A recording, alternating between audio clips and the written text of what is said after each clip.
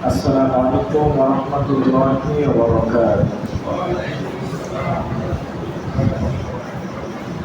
إن الحمد لله نحمده ونستعينه ونستغفره ونعوذ بالله من شرور أنفسنا ومن سيئات أعمالنا.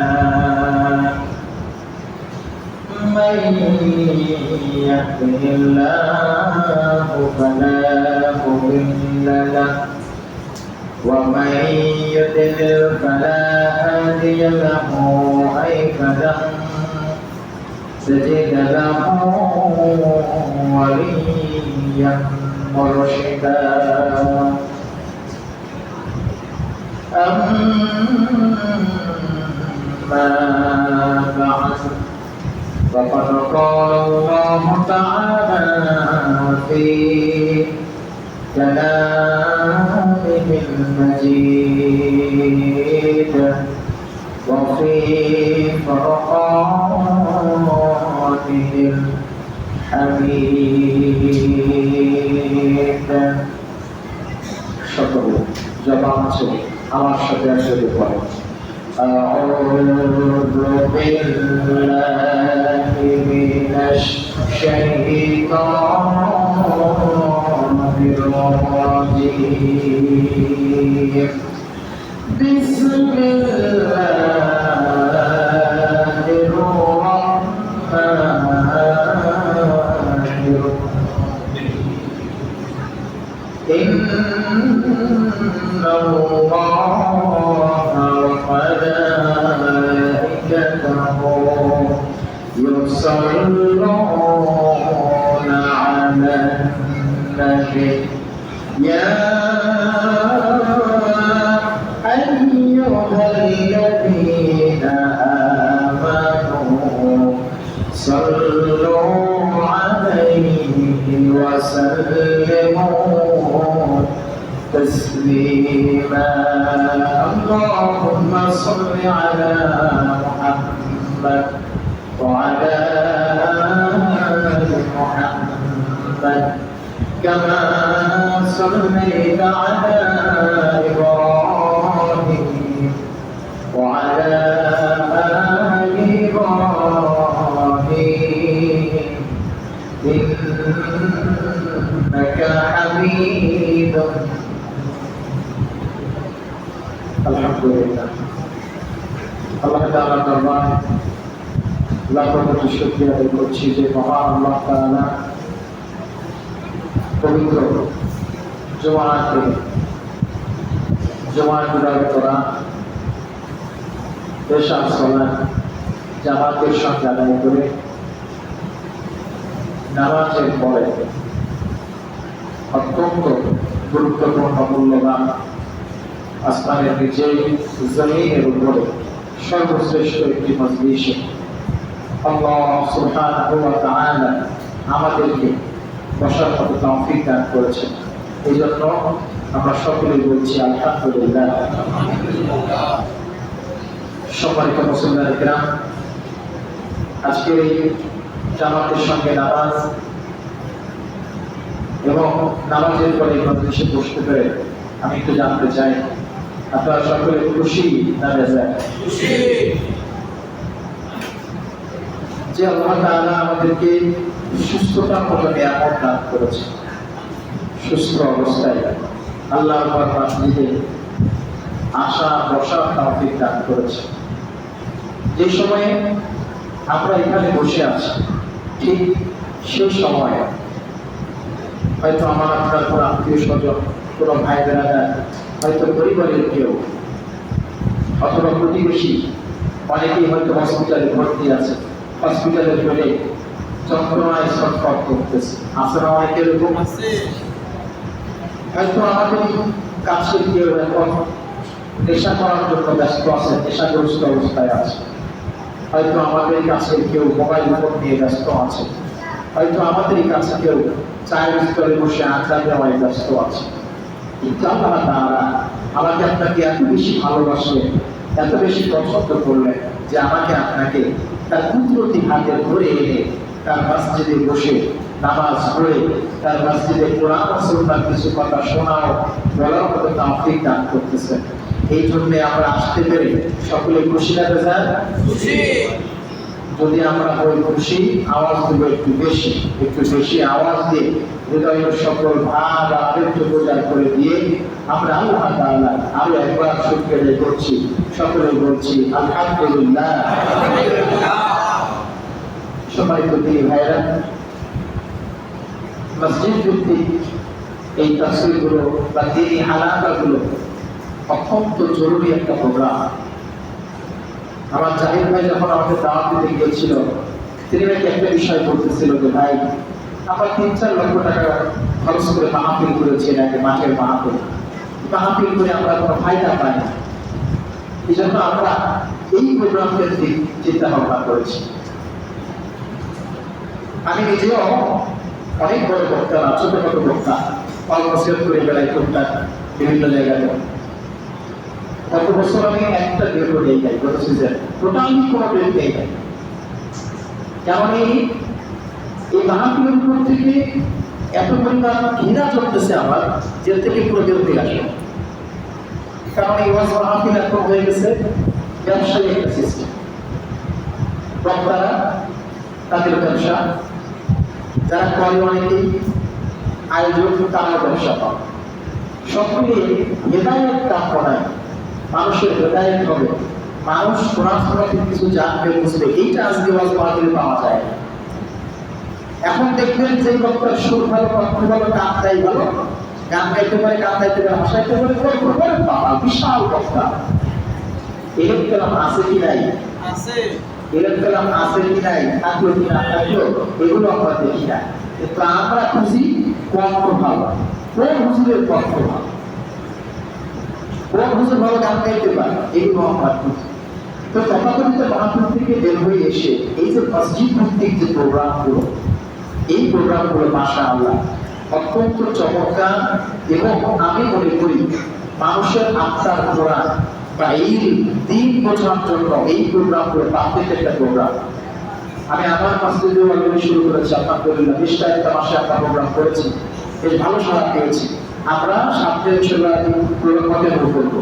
এবং আপনাদেরকেও আমি অনুরোধ করে বলে যাই, এই আয়োজন আপনারা ছেড়ে দিয়ে না, এই আয়োজন আপনারা চালু রাখবেন এবং মানুষের হেদায়েতের জন্য এই আয়োজন করবেন। আমরা সেই তৌফিক দান করুন বলে আল্লাহ আমিন।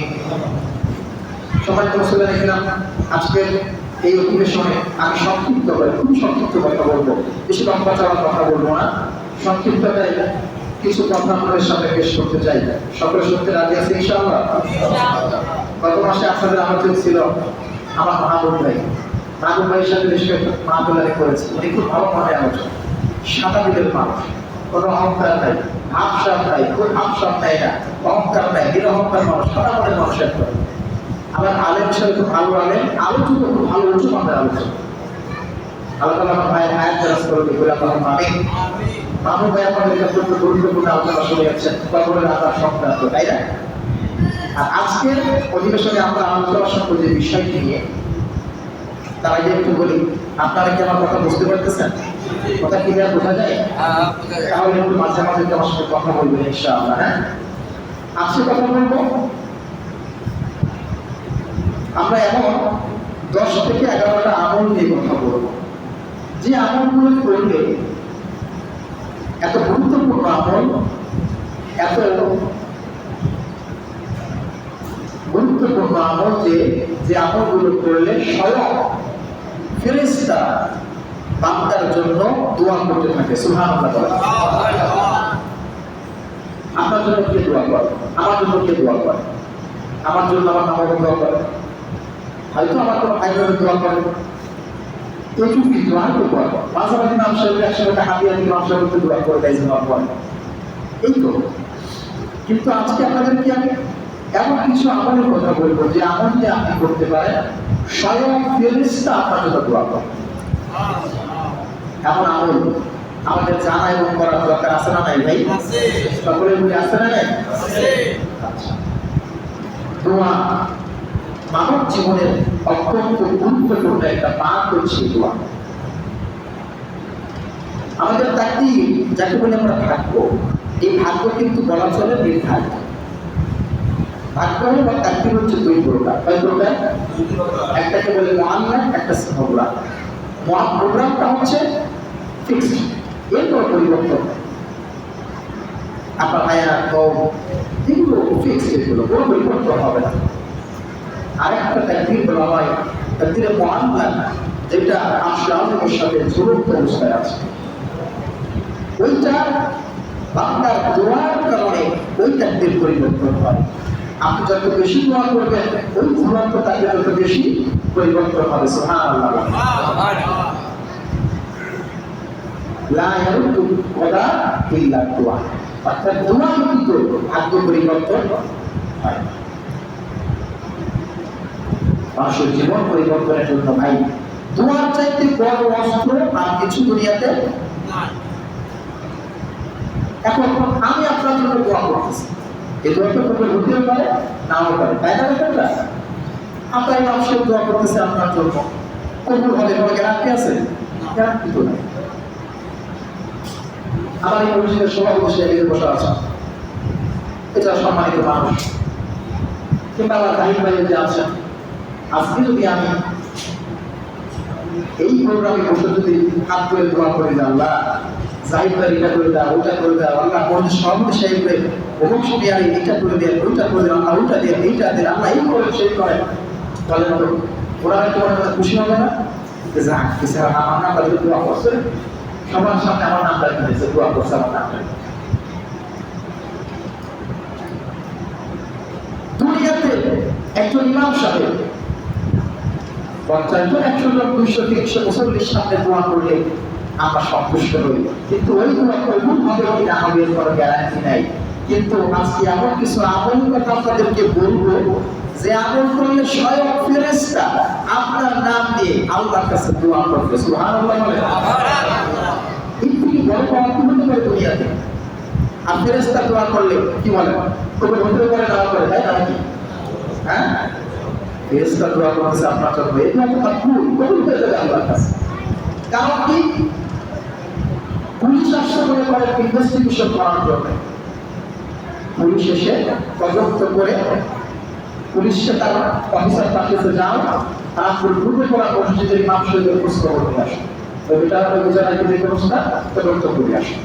পুলিশ এসে তদন্ত করে রিপোর্ট নিয়ে গিয়ে যদি অফিসারকে বলে যে না, ইমাম সাহেব কোন কংগ্রেস মানুষ, ভালো মানুষ, তার কোনো ক্রাইম বা অপরাধ নাই, বলেন তো তাহলে সে মাফ না? অফিসার বলতে যাক মাশাআল্লাহ, তার ব্যাপারটা পুরো ছেড়ে দাও, তাকে ছেড়ে দাও। আর যদি তদন্ত করে কেউ যদি বলে যে না, এই ইমাম সাহেবের ব্যাপারে জালিয়াতির অভিযোগ আছে, সে সুদ খায়, ঘুষ খায়, সে অনেকের উপরে জুলুম করছে, তখন সেই ইমামের উপর থেকে চাপ করে কর্মী করবে না, অনেক ভাবে অ্যারেস্ট করবে। আমার আপনার কাছে ভাই প্রতিদিন এরকম করে তদন্ত করার জন্য, তদন্তের জন্য, খোঁজখবর নেওয়ার জন্য আল্লাহ তাআলার পক্ষ থেকে ফেরেশতারা আসে। জানেন আপনারা এগুলা? 2 জন ফেরেশতা আসে। কয়জন ফেরেশতা? নাম কি দেবে? আরো ধরে বলেন নাম কি? আপনারা সবাই জানেন না নাম কি? নাম এখন আয়াত শুরু বলে দিচ্ছে ভাই, আয়াত জানে কিন্তু ভাই একটা ভুলের মধ্যে আছে। আসলে ফেরেশতাদের নাম কিরামান কাতিবিন না। আমরা বলি একজন আছে কিরামান, একজন আছে কাতিবিন, তাই বলি না আমরা?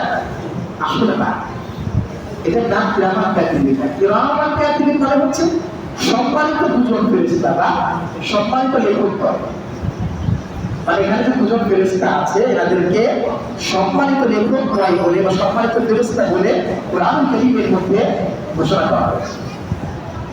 এই ফেরেশতারা প্রতিদিন আমার আপনার কাছে ফজরের সময় 2 জন ফেরেশতা আসে। যে 2 জন ফেরেশতা আমার আপনার কাছে ফজরের সময় আসলো, ফজর থেকে নিয়ে আসর পর্যন্ত আমার আপনার সারা দিনের কর্মকাণ্ড ওই 2 জন ফেরেশতা পর্যবেক্ষণ করে। পর্যবেক্ষণ করার পর আসরের সময় ওরা গিয়ে জমা দেয়। আসরের সময় আবার 2 জন ফেরেশতা নতুন করে আসে আমার আপনার কাছে, এসে আসর থেকে পরবর্তী ফজর পর্যন্ত আমি আপনি কি করছি না করছি টোটাল সব কিছু তারা পর্যবেক্ষণ করে ফজরের সময় তারা চলে গিয়ে আল্লাহর কাছে জমা দেয়। একটা মজার ব্যাপার বলি, এই যে ফজরের সময় যে দুজন আসলো, ওই দুজন ফেরেশতা কিয়ামত পর্যন্ত আর কোনদিন আপনার কাছে আসবে না। সুবহানাল্লাহ বলেন। তারপরে প্রতিদিন নতুন নতুন দুজন ফেরেশতা, ফজরের সময় দুজন, আসরের সময় দুজন। একটু হিসাব করে দেখেছেন আল্লাহ তাআলা তাহলে কত ফেরেশতা? সুবহানাল্লাহ বলবেন না? সুবহানাল্লাহ।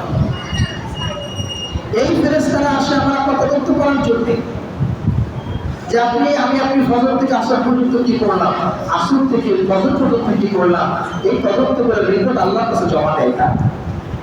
তো এরা যদি কি আল্লাহর কাছে বলে যে আল্লাহ আপনার এই বান্দা তো অনেক ভালো মানুষ, আল্লাহ আমরা দোয়া করতেছি, আল্লাহ আপনি আপনার বান্দারে মাফ করে দেন, কোনো দোষ নাই, কোনো খারাপই নাই, আল্লাহ আপনার বান্দা অনেক ভালো, আল্লাহ আপনারা মাফ করে দেন, আপনার যদি রহম করেন, করুণা করেন। ওই ফেরেশতারা কিন্তু আল্লাহর কাছে মানে খারাপ সংবাদ দেওয়ার থেকে যদি আপনার আমার পক্ষ যদি কথা বলে, যদি দোয়া করে, বলেন তো আমার আপনার বিরুদ্ধে আল্লাহর কোনো বান্দাও থাকবে? আপনি তো সেটা মনে করে দিব যে আমল করলে এই ফেরেশতারা আমার আপনার জন্য সব দোয়া করবে, আল্লাহ কাছে দোয়া করবে আমার আপনার জন্য। এই ফেরেশতারা এমন 10 থেকে 12টা আমলের কথা বলবো, সকলে বলি ইনশাআল্লাহ। আচ্ছা, আর সবাইকে দোয়া করে ভূমিকাতে আমরা খুব সংক্ষিপ্ত আকারে আলোচনা করবো। যে 11টা পয়েন্ট বলবো, আজকে আমার জমার পরিষদের কথা বলি, আমার পরিষদে এর একটা পয়েন্ট আজকে কথা বলেছি, তাতে সময় বলা চলে হয় নাই, সামান্য কথা বলতে পেরেছি। তার মানে এই 11টা পয়েন্ট নিয়ে 11 দিন আলোচনা করতে বললে বেশি ভালো হয়, কিন্তু আজকে আমরা সংক্ষিপ্ত সময়ে 11টা পয়েন্ট নিয়ে কথা বলবো, বলি ইনশাআল্লাহ। সবাই প্রিয় ভাইয়া, তাহলে যে গুরুত্বপূর্ণ আমলগুলো করলে স্বয়ং ফেরেশতারা আমার আপনার জন্য দোয়া করবে, তার 1 নাম্বার আমল হচ্ছে নামাজের জন্য অপেক্ষা করা। কিসের জন্য অপেক্ষা করা? কিসের জন্য? নামাজের জন্য অপেক্ষা করা। নামাজের জন্য অপেক্ষা করতে আমরা বুঝি, তাই না? নামাজের জন্য অপেক্ষায় আছি আমি, এই নামাজের জন্য অপেক্ষা করলে ফেরেশতারা দোয়া করে। আসলে ব্যাপারে আমরা হাদিস থেকে শুনি, আমি বললে আপনারা কেন বিশ্বাস করবেন? তো দুনিয়া যত বড় বুদ্ধি হোক না কেন, তার কথা বিশ্বাস করা যাবে যখন তার কথার পিছনে আমরা দেখবো যে কোরআনের দলিল আছে, হাদিসের ব্যাপার আছে, তখন তার কথা আমরা মেনে নেব, বলি ইনশাআল্লাহ। সহিহ বুখারী এবং সহিহ মুসলিমের 649 নম্বর হাদিসের মধ্যে আসছে, নবী করিম সাল্লাল্লাহু আলাইহি ওয়াসাল্লাম তিনি বলেছেন, লা ইয়াজালু আহাদুকুম ফি সালাতি মা দামা ফি সালাতু তাহদিসু। আল্লাহর নবী বিশ্বনবী মুহাম্মদুর রাসূলুল্লাহ সাল্লাল্লাহু আলাইহি ওয়াসাল্লাম বলেন, লা ইয়াজালু আহাদুকুম ফি সালাতি মা দামাত সালাতু তাহদিসু। আল্লাহর নবী বললেন, তোমাদের কেউ যখন নামাজের অপেক্ষায় থাকে, সে যতক্ষণ, যে ব্যক্তি নামাজের মধ্যে থাকলো, নামাজের অপেক্ষায় থাকলো, আল্লাহর নবী বলছেন সে যেন ততক্ষণ নামাজের মধ্যেই থাকলো। সুবহানাল্লাহ। আল্লাহ নবী বলছেন যতক্ষণ একটা বান্দা নামাজের অপেক্ষায় থাকলো, শুধু নামাজ অপেক্ষায় না, শুধু নামাজ অপেক্ষায় না, মাতা বিসলাতি মাতা বিসলাতু তাহদিস। আল্লাহ রাসূল বলছেন সে যেন নামাজের অপেক্ষায় না, নামাজের মধ্যেই আছে। তার মানে যখন আমরা নামাজের অপেক্ষায় বসে থাকি যে কখন জামাত শুরু হবে, কখন নামাজ হবে, নামাজের অপেক্ষায় আমরা আছি। এটা বাসায় হতে পারে যে বাসায় বসে আছি নামাজের অপেক্ষায়, আযানের অপেক্ষায়, যে কখন এসে আযান দিবে, আযান দিলেই আমি মসজিদে যাব, আযান দিলে আমি মসজিদে যাব নামাজের জন্য।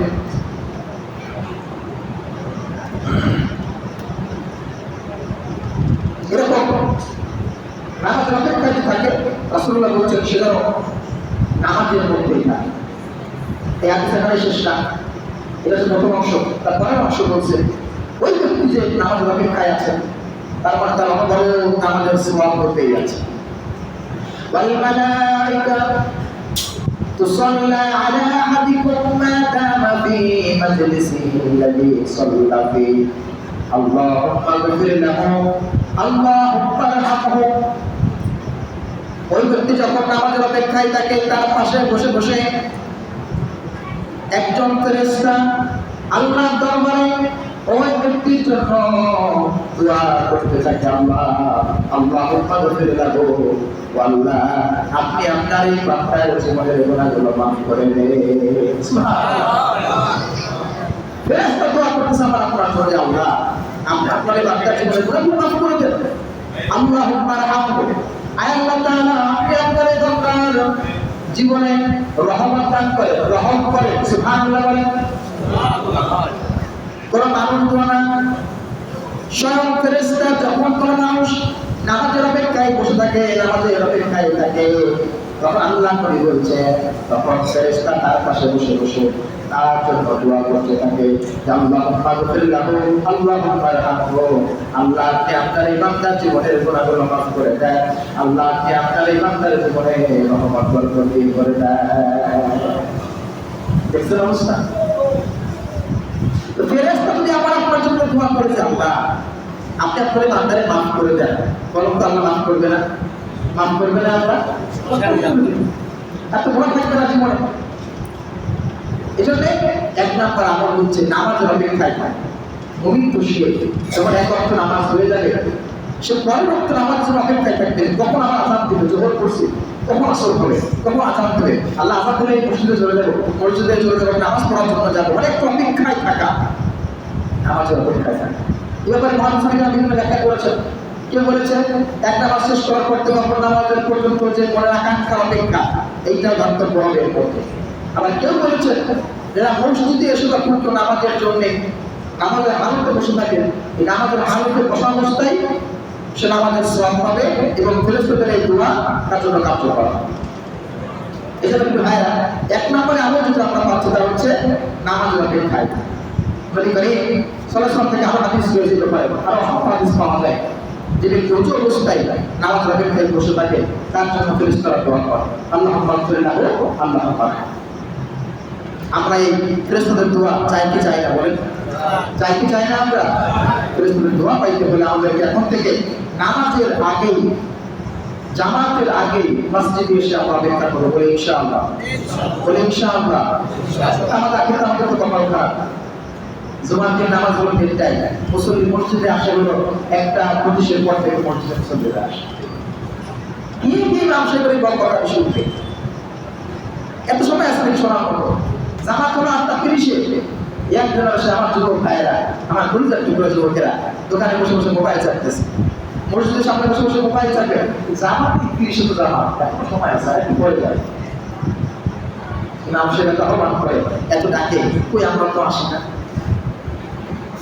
এই যে মোবাইলের অনেকে আছে, আমরা কি করি, মসজিদে আসে নামাজের জন্য, সময় আছে, জামাত 30, 5 মিনিট আছে, মোবাইলটা নিয়ে অনেকে ফেসবুকে ঢুকে যায় মসজিদে। আসে না এরকম? মসজিদে বসে মোবাইল চাপবে না? আপনাদের এই মসজিদে মনে হয় নেই এরকম, মোবাইল চাপে মসজিদে বসে, মসজিদে বসে ফেসবুক চালায়, হোয়াটসঅ্যাপ চালায়, হ্যাঁ, রিলস দেখে। প্রিয় ভাইরা, এইগুলো করলে কিন্তু আমাদের ফেরেশতারা দোয়া করবে। নামাজের অপেক্ষা। গত 2 দিন ধরে একটু জ্বর, ঠান্ডা, গলা ভেঙে আছে। আমি বলে আমার প্ল্যান ছিল আমি আজকে এখানে আসবো, আমার কোনো ফ্রেন্ডটাই পাঠাবো। আজকে ফজর পর্যন্ত গলার অবস্থা খুব খারাপ ছিল, কথা বলতে পারতেছিলাম। তো মনে করছি যদি অবস্থা এরকমই থাকে তাহলে জুমার পরে যাই করে ফোন করবো, ভাই আমার মাফ করে আমি আসতে পারছি না, আমি কাল পর্যন্ত পাঠাই দিচ্ছি। জুমা পড়ালাম, বললাম যে মাশাআল্লাহ মোটামুটি একটু ভালো দিকে আলহামদুলিল্লাহ। এই জন্য একটু কাশি বা একটু পানি খাওয়া লাগছে, তারপরে আপনারা ডিস্টার্ব মনে করেন না, দয়া করে ক্ষমা করবেন না। তাহলে আমাদের সমাজে এই ফেরেশতাদের দোয়া থেকে সবচেয়ে বড় প্রতিবন্ধকতা হচ্ছে 1 নম্বরে মোবাইলের ব্যবহার। মসজিদে ঢুকে মোবাইলের ব্যবহার আমরা বন্ধ করবো, সকলে বলি ইনশাআল্লাহ। এটা বলে তরুণরা, যুবকেরা, আমাদের কাছে মুরব্বী বাবা যারা আছে দেখবেন মসজিদে ঢুকে এবার দুনিয়ার কি শুরু করে বিপদ কর্মনিন্দা, অমুক কি করে আইছে, এই শুনছিস না অমুকের মেয়ে এই করেছে, অমুকের বাড়ি এই হয়েছে, অমুকের ছেলে তো এই করে হয়েছে, এই ঘটে গেছে, সেই হয়ে গেছে। মসজিদে এসে যত কথা, যত গল্প সব মসজিদে এসে আমরা শুরু করি। আপনাদের মসজিদ হয়তো নেই, আমার মসজিদে আছে। এইগুলো বন্ধ করতে হবে। এইগুলো যদি আপনার মসজিদে চলে ভাই, তাহলে আপনি কিন্তু ফেরেশতাদের দোয়া করতে পারছেন না, নামাজের সওয়াব পাচ্ছেন না। কত বড় ফায়দা যে মসজিদে আসলেন, নামাজের অপেক্ষায় আপনি জাস্ট বসে থাকবেন, কিচ্ছু করা লাগবে না, শুধু বসে আছেন, অটোমেটিক নামাজের সওয়াব হচ্ছে। কি আজিব এক ফায়দা, অথচ আমরা গল্প করে সময় কাটাই, এই সওয়াব থেকে আমরা বের হয়ে যাচ্ছি। এই জন্য কোনো প্রকার আমরা এই বাজে কথাবার্তা, আমরা এই কোনো প্রকার গীবত করা, শিকায়ত করা, গল্প গুজব করা আমরা মসজিদে এসে করবো না। সকলে বলে ইনশাআল্লাহ, আমরা বলে ইনশাআল্লাহ। মসজিদে এসে পারলে আমরা আগে এই দুই রাকাত নামাজ পড়ে বসে যাব,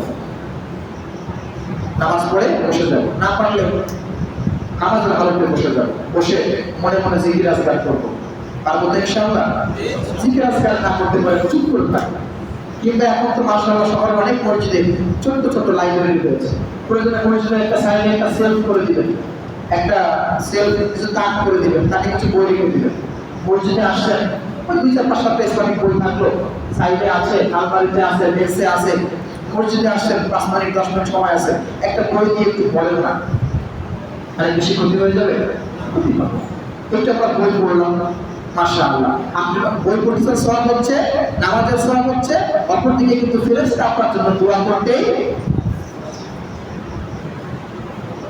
আল্লাহ তাআলা আমাকে আপনাকে প্রত্যেককেই মসজিদে এসে বা সব সময় নামাজের হালতে, নামাজের অপেক্ষায় থাকার তৌফিক দান করুন বলে আল্লাহুম্মা আমিন। এই নামাজের অপেক্ষায় থাকলে দোয়া করবে ফেরেশতারা আল্লাহর কাছে ইনশাআল্লাহ। 2 নম্বরে কোন আমল করলে ফেরেশতারা আমার কাছে দোয়া করবে, সেটা হচ্ছে এটাও নামাজ রিলেটেড, তা হচ্ছে নামাজের প্রথম কাতারে নামাজ পড়া। জামাতের প্রথম কাতারে নামাজ যারা পড়ে তাদের ব্যাপারে ফেরেশতারা আল্লাহর দরবারে দোয়া করে, যেরকম সুবহানাল্লাহ। আমার কথা কি আপনারা বুঝতে পারতেছেন? এরকম করছেন নাকি আপনারা? এরকম করে কথা বললে কিছু সময় শোনা যাবে। আচ্ছা, কোরআন কারীমের মধ্যে সূরাতুল আকিয়ার মধ্যে আল্লাহ তাআলা বলেছেন ওয়াসাবিকুনা আস-সাবিকুন উলাইকাল মুকাররাবুন, যে অগ্রগামী তো অগ্রগামী, আর তারাই হচ্ছে আল্লাহর নৈকট্য লাভ করে। অগ্রগামীদের ব্যাপারে সব জায়গায় ফায়দা আছে। জিহাদের ময়দানে আপনি সামনে কোথাও থাকলে তার ফায়দা করো, নামাজের কাতারে আপনি সামনে কাতারে আছেন, এরও ফায়দা করা। এই জন্য সামনের কাতারের মর্যাদা বেশি। কিন্তু আমাদের সমাজে দেখবেন আমরা এসে কোনো প্রতিযোগিতা করি, কি পিছন থেকে লাইন পূর্ণ করতে পারে। আইসা একটা ওই কোনায় বসে, আর একজন ওই কর্নারে বসে, আর একজন ওই জায়গায় বসে, মানে সামনে একটু বসতে চায় সামনে কাতারে, অথচ ফায়দাটা সামনের কাতারে বেশি। এটা আমরা উপলব্ধি করি। নবী করিম সাল্লাল্লাহু আলাইহি ওয়াসাল্লাম বলেছেন ইন্নাল্লাহ ওয়া মালাইকাতাহু ইউসাল্লুনা আলাস সুফুফিল মুকাদ্দাম। আল্লাহ নবী বলেছেন, আল্লাহ রাসূল বলেছেন, যে সমস্ত মানুষেরা প্রথম সারিতে প্রথম কাতারে নামাজ পড়ে, ইন্নাল্লাহ ওয়াল মালাইকা, তাদের জন্য আল্লাহ এবং ফেরেশতারা উভয় দোয়া করে, যেরকম সুবহানাল্লাহ। এই হাদিস তো আরো বড় কাজে দিচ্ছে। আগে হাদিস বলেছে শুধুমাত্র ফেরেশতারা দোয়া করে, এই হাদিস বলছে ইন্নাল্লাহ, মানে যারা প্রথম কাতারে নামাজ পড়ে উঠতে পারে আল্লাহ কি দোয়া করে। ওই কথা বলছেন আপনি, আল্লাহ দোয়া করতেছে। এখানে আল্লাহ দোয়া বলতে ইসল ব্যাপারে যে শব্দটা আসছে, আল্লাহ ব্যাপারে এই শব্দের অর্থ আসে এরকম যে আল্লাহ তাআলা ব্যক্তির প্রশংসা করে এবং তার প্রতি অনুগ্রহ করে, সুবহানাল্লাহ। আর ফেরেশতারা দোয়া করেন বলতে ফেরেশতারা তার জন্য ক্ষমার দোয়া করে এবং রহমের দোয়া করে, বলে সুবহানাল্লাহ। এটা হচ্ছে কোন কাতারে? প্রথম কাতারের ব্যাপারে বলা হচ্ছে যে প্রথম কাতারে যারা নামাজ পড়ে তাদের ব্যাপারে আল্লাহ এবং ফেরেশতারা দোয়া করে থাকে, সুবহানাল্লাহ বলেন ভাই। এরকম আপনি এখন আমল করেন না যে আমলে ফেরেশতা আপনার দোয়া করে, বলে আল্লাহ আপনার জন্য দোয়া করে। সবাই কিন্তু ভাইরা শুধুমাত্র তাই না, নবী করিম সাল্লাল্লাহু আলাইহি ওয়াসাল্লাম তিনি বলেছেন, আপনারা জানেন হাদিস, যে মানুষ যদি সামনের কাতারের ফজিলত জানতো বা বুঝতো, তাহলে মানুষ এই সামনের কাতারে বসার জন্য লটারি পর্যন্ত করতো। সুবহানাল্লাহ বলবেন না? লটারি করতো যে আমি বসবো, আমি বসবো, আমি বসবো। একটা পর্যায়ে মারামারি করে হতো, দেখ আচ্ছা সবাই খাবেন, মারামারি করতে হবে না, আসলে লটারি করি, যে পাবে সে বসবে। কিন্তু আজকে আমরা ফায়দাটা বুঝি না। আল্লাহ রাসূল বলতেছেন, মানুষ যদি ফায়দা বুঝতো সামনের কাতারে কি ফায়দা আছে, তাহলে মানুষ সামনের কাতারে বসার জন্য লটারি করতো। নবী করিম সাল্লাল্লাহু আলাইহি ওয়াসাল্লাম বলেন, কানা ইউসাল্লি আলা সাফিল আউয়াল সালাতা ওয়া আলা আল-থানি ওয়াহিদা। আল্লাহ নবী সাল্লাল্লাহু আলাইহি সাল্লাম প্রথম কাতারের মানুষের জন্য, প্রথম সারির মানুষের জন্য তিনবার করে দোয়া করতেন, আর দ্বিতীয় সারির মানুষের জন্য নবী করিম সাল্লাল্লাহু আলাইহি সাল্লাম তিনি একবার দোয়া করতেন। প্রথম কাতারে নামাজ পড়ে তাদের জন্য আল্লাহ নবী এবং ফেরেশতারা তিনবার দোয়া করেন। কয়বার? দ্বিতীয় কাতারে একবার। যদি বলা হয় প্রথম কাতারে নামাজ পড়লে 100 করে টাকা পাবা, আর দ্বিতীয় কাতারে নামাজ পড়লে 50 করে টাকা দেওয়া হবে, বলে বলো আপনাদের এই মসজিদে প্রথম কাতারে নামাজ পড়া নিয়ে মারামারি হবে না? মারামারি করে যাবে। কিসের সহায়তা, কিসের সেক্রেটারি? ওটা তো যুবকদের করলে তোমার মস্ত গাড়ি টাকা পেতে হবে। ভাইয়া, এই জন্য প্রথম কথা আমরা বলবো, সকলে বলি ইনশাআল্লাহ, বলি ইনশাআল্লাহ। সওয়াবের ব্যাপারে কোনো কম্প্রোমাইজ নেই, সওয়াবের ব্যাপারে বরঞ্চ প্রতিযোগিতা করবে। কি করবে? তবে ইমামের পিছনের ব্যাপারে কিছু হাদিস আছে। ইমাম সাহেবের একাত্ম পিছনে যারা জ্ঞানী মানুষ, আলেম মানুষ, প্রবীণ মানুষ, যোগ্য মানুষ, যারা নামাজ পড়ার যোগ্য মানুষ, এমন মানুষরা একাত্ম মানুষের পিছনে বসে, তারপরে আস্তে আস্তে আস্তে আস্তে মজা করে বসে। সকলে আমরা সামনে গেলে নামাজ পড়ার চেষ্টা করবো, সকলে বলি ইনশাআল্লাহ। সামনে গেলে নামাজ পড়লে ফেরেশতা এবং আল্লাহ উভয় ওই বান্দার প্রতি ক্ষমা এবং রহমতের দোয়া করে, বলি সুবহানাল্লাহ। 3 নম্বরে আসা, 3 নম্বরে কোন আমল করলে ফেরেশতারা দোয়া করে? এইটাই নামাজ সংক্রান্ত শেষ হবে। এইটা নামাজ সংক্রান্ত, তা হচ্ছে কাতারের মাঝে ফাঁকা বন্ধ করা। ফাঁকা বন্ধ করা, কাতারের মাঝে ফাঁকা বন্ধ করা। নামাজের জামাত আমরা কাতার ভর্তি হয়ে কাতারের দুজনের মাঝখানে ফাঁকা বন্ধ করা, এই ফাঁকা বন্ধ যে ব্যক্তি করে রাসূল করিম সাল্লাল্লাহু আলাইহি ওয়াসাল্লাম বলছেন তার জন্য আল্লাহ তাআলা ফেরেশতা রহমত এবং মাগফিরাতের জন্য দোয়া করতে থাকে, বলি সুবহানাল্লাহ। সত্যি তাকায় আমরা একটা হাদিস বলে সামনে আগাবো। নবী সাল্লাল্লাহু আলাইহি ওয়াসাল্লাম বলছেন, ইন্নাল্লাহা ওয়া মালাইকাতাহু ইউসাল্লুনা আলাল্লাযীনা ইয়াসিলুনা আস-সুফুফ ومن صد ومن سد فرجته رفعه الله به بها درجة। আল্লাহ নবী বললেন ইন্নাল্লাহা ওয়া মালাইকাতাহু, নিশ্চয় আল্লাহ তাআলা ওই ব্যক্তির উপর রহমত বর্ষণ করেন, আর ফেরেশতারা ওই ব্যক্তির উপর ক্ষমার দোয়া করতে থাকে, রহমতের দোয়া করতে থাকে। যে ব্যক্তি ওমান সাদ্দা ফারাজাতাহু আল্লাহ, যে ব্যক্তি প্রথম কাতার বা যে কোনো কাতারের দুজনের মাঝখানের ফাঁকা জায়গাগুলো যুক্ত করে, কাতারের ফাঁকা জায়গাগুলো যুক্ত করে নেয়, আল্লাহ রাব্বুল আলামিন এবং তার ফেরেশতারা ওই ব্যক্তির জন্য রহমত এবং বরকতের জন্য এবং ওই ব্যক্তির ক্ষমার জন্য সব ফেরেশতারা আল্লাহর দরবারে বারবার তারা দোয়া করতে থাকে, সুবহানাল্লাহ। আজকে বড় কষ্ট লাগে আমাদের সমাজে ভাই, এমন অবস্থা আমি দেখেছি যে একজনের শরীরের সঙ্গে সংস্পর্শ হয়, এক বিন্দুর উপরে পানা, 3 জন যেখানে দাঁড়ায় সেখানে ইজিলি একজন দাঁড়াতে পারে, 2 জন যেখানে দাঁড়ায় ওখানে 3 জন ইজিলি দাঁড়াতে পারে। আমি আপনাদেরকে বলছি না যে আহমেদ জগতের মতো একবার এরকম পা পান করে দিয়ে এক সঙ্গে লেগে দাঁড়ান, আপনাদের কোনটাই বলছি না।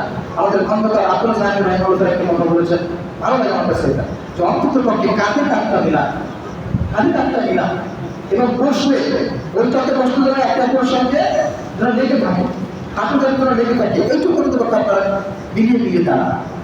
এই ফাঁকাটা পূর্ণ করতে হবে ভাই। এই ফাঁকা যদি আমি একটি পূর্ণ করি তাহলে আল্লাহ তাআলার ফেরেশতারা আমার আপনার জন্য স্বয়ং আল্লাহর দরবারে তারা ক্ষমা এবং মাগফিরাত এবং রহমতের জন্য দোয়া করতে থাকবে, সুবহানাল্লাহ। প্রিয় ভাইরা, আমাদের সমাজে এইটা অনেক বড় একটা জ্ঞান দেখা যায়, অনেক বড় জ্ঞান আমাদের সমাজে অনেকেই আছে। এই ব্যাপারে আমরা একটু দেখিয়া অনেক আপনারাও দেখিয়া আছে। রাসূলুল্লাহ জীবনের সবচাইতে বেশি যে ব্যাপারে নির্দেশনা দিয়েছেন তাহলে কাতার সংক্রান্ত। এত বেশি নির্দেশনা নবী সাল্লাল্লাহু আলাইহি ওয়াসাল্লাম তিনি কোন ব্যাপারে দেন নাই, যত বেশি নির্দেশনা তিনি দিয়েছেন এই কাতার সংক্রান্ত। প্রত্যেক নামাজের আগে তিনি বলতেন সাওউ সুফুফা ফাইন্না তাসউইয়াতু সুফুফি লিইকামাতিস সালাহ ইসতাউ ওয়া আতাদিলু আকিমুস সুফুফাকুম। এরকম করে নানান ধরনের কথা তিনি বলতেন যে তোমরা কাতার সাজা করো, দুজনের মাঝখানে কাটা জায়গা বন্ধ করো, কাতার সাজা করো, কাতার হাঁটালে কোরআন আল্লাহ রাসূল তিনি প্রত্যেকটা আমাদের জন্য এই কথা বলবেন, প্রত্যেকটা আমাদের আগে বলবেন। তার মানে রাসূলের জীবদ্দশায় সবচাইতে বেশি তিনি যে ব্যাপারে দিক নির্দেশনা বা তিনি কথা বলেছেন, নির্দেশ দিয়েছেন, তা হচ্ছে এই কাতারের ব্যাপার। এই জন্য আমরা আসলে ইনশাআল্লাহ গায়ে গায়ে কাঁধে কাঁধ দিয়ে পায়ে পা রেখে আমরা মিলে মিলে দাঁড়াবো, সবাই বলি ইনশাআল্লাহ। আর যদি বলি ইনশাআল্লাহ, সবাই দিবে ভাইরা। এরপর 4 নম্বরে যে আমলটার কথা বলবো, যে আমল করলে আল্লাহ তাআলা ফেরেশতা আমার আপনার জন্য দোয়া করবে, সেই আমলটা হলো জ্ঞান অর্জন করা। কি অর্জন করা বললাম? জ্ঞান অর্জন করা। জ্ঞান অর্জন করা। আজকে আমার পর্যন্ত একটা পয়েন্টে কোশিশ করেছি। জ্ঞান অর্জন আমার আপনার জন্য ফরজ না নফল বলেন তো? ফরজ না নফল? ফরজ। এমনকি নামাজের থেকে বড় ফরজ হচ্ছে জ্ঞান অর্জন করা। নামাজ, রোজা, হজ, যাকাত এই সব কিছুর আগেই ফরজ হচ্ছে জ্ঞান। কোরআনে বলুন কিনা রয়েছে? কিনা রয়েছে? নামাজ ফরজের আগে আল্লাহ বলছে যে পড়া। রাসূল আপনি পড়েন। জ্ঞান অর্জন করে পড়া। তারপরে পরে নামাজ ফরজ হলো, রোজা ফরজ হলো, হজ ফরজ হলো। আগেই বলে যে পড়া আপনি পড়েন। কারণ পরে করে আপনার জ্ঞান পায়। তাহলে আপনি নামাজ করতে পড়বেন। আপনি জানেন না কেমন নামাজ পড়তে হয়। কি করবে না, কি কাতে কি করবে না, এজন্য জ্ঞান অর্জন করা ফরজ। নামাজের আগে সবচেয়ে বড় ফরজ হচ্ছে এই জ্ঞান অর্জন করা। সবচেয়ে বড় ফরজ কি? আল্লাহ রাসূল বলেছেন তাওয়াবুল ইলম ফারিদাতুন আলা কুল্লি মুসলিম। নবী করিম সাল্লাল্লাহু আলাইহি ওয়াসাল্লাম বলেছেন প্রত্যেক মুসলমানের উপর ফরজ হচ্ছে এই জ্ঞান অর্জন। আর যারা জ্ঞান অর্জন করে তাদের বর্তমান কখনো জানেন? একটু সময় আপনাদেরকে আল্লাহ নবী সাল্লাল্লাহু আলাইহি ওয়াসাল্লাম বলেছেন ওয়া ইন্নাল মালাইকাতা লা তাদা আজনিহাতাহা লিতালিবিল ইলম। নবী করিম সাল্লাল্লাহু আলাইহি ওয়াসাল্লাম তিনি বলেন, যারা জ্ঞান অর্জন করে তাদের সন্তুষ্টির জন্য তাদের উপর সন্তুষ্টি হয়ে আল্লাহর ফেরেশতারা তাদের জন্য ফেরেশতাদের ডানাগুলো ওই জ্ঞান অর্জন যারা করে তাদের জন্য তাদের ডানাগুলো বিছিয়ে দেয়। সুবহানাল্লাহ। আর কোনো একটা হাদিস পাবেন না, আয়াত পাবেন না ইসলামী শরীয়তে যেখানে বলা হয়েছে এই আমলটা করলে ফেরেশতারা তোমাদের জন্য ডানা বিছিয়ে দিবে। কোথাও শুধুমাত্র জ্ঞান অর্জনের ব্যাপারে বলা হয়েছে যে আপনি জ্ঞান অর্জন করলে আপনার সম্মানে ফেরেশতারা ডানা বিছিয়ে দিবে। গল্প করছে।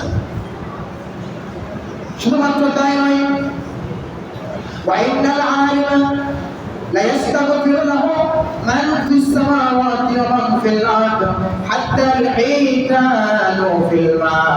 শুধুমাত্র তাই নয়, আসমান এবং জমিনের যা কিছু আছে, আসমান এবং জমিনে যা কিছু আছে, এমনকি হাত্তা আল হিতানু ফিল মা, পানির নিচের মাছ পর্যন্ত, আসমান জমিনের সব কিছু, পানির নিচের মাছ পর্যন্ত যারা জ্ঞান অর্জন করে তাদের জন্য আল্লাহর দরবারে তারা ক্ষমা প্রার্থনা করে। সুবহানাল্লাহ। আসমান জমিনের সব কিছু ক্ষমা প্রার্থনা করে যারা জ্ঞান অর্জন করে ওদের ব্যাপার যে আল্লাহ আপনাকে মাফ করে দেন, আল্লাহ আপনাকে ক্ষমা করে দেন, আল্লাহ আপনাকে মাফ করে দেন। এই জ্ঞান অর্জন আমার একটা জিনিস। অথচ আজকে এই জ্ঞান অর্জন বলতে তিনি জ্ঞান অর্জন থেকে বোঝাচ্ছে, তিনি জ্ঞান অর্জন অর্থাৎ কোরআন সুন্নাহ ভিত্তিক অর্জন। আমরা বলি না যে আপনি আপনার সন্তানকে ডক্টর বানাবেন না, আমরা বলি না আপনি ইঞ্জিনিয়ার বানাবেন না, আমরা বলি না ইংরেজি শেখাবেন না, জেনারেল শিক্ষিত করবেন এটা আমরা বলি না। তবে আপনি আগে দিনের শিক্ষা দেন, দিনের শিক্ষা দেন, সন্তানকে দিন শিক্ষা দেন। শুধুমাত্র সন্তান না, শেখার কোনো শেষ নাই, জ্ঞান অর্জনের কোনো বয়স নাই। এই জ্ঞান অর্জন প্রত্যেকের জন্য কি ছোট বড়, পুরুষ নারী, বৃদ্ধ বনিতা, কিশোর শিশু সবার জন্য জ্ঞান অর্জন। এই জন্য যেখানে যখন সুযোগ পাবে জ্ঞান অর্জন করবে। মাদ্রাসায় পড়ার সুযোগ আছে, মাদ্রাসায় পড়া, মাদ্রাসায় পড়ার বয়স নাই, মসজিদের নাম শুনে কাজ নাই, হাদিসের কাজ নাই, ওখানে বসে পাবেন।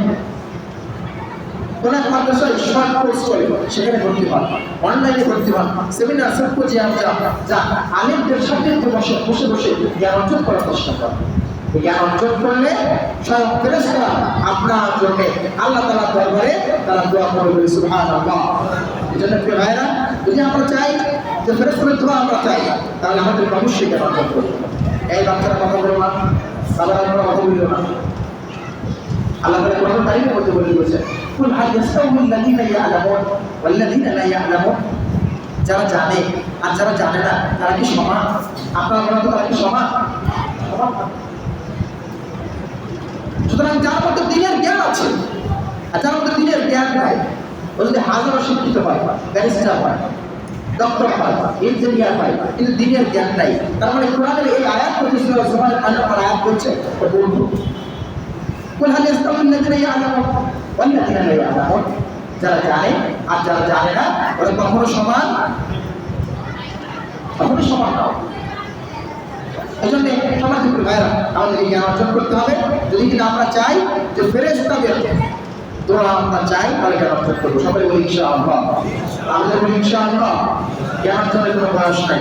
কোনো বয়স আছে? কোনো লজ্জা করবেন না ভাই, হাতে ধরে পায়ে ধরে বলে যাই, জ্ঞান অর্জনে লেগে থাকে, মৃত্যু পর্যন্ত লেগে থাকে।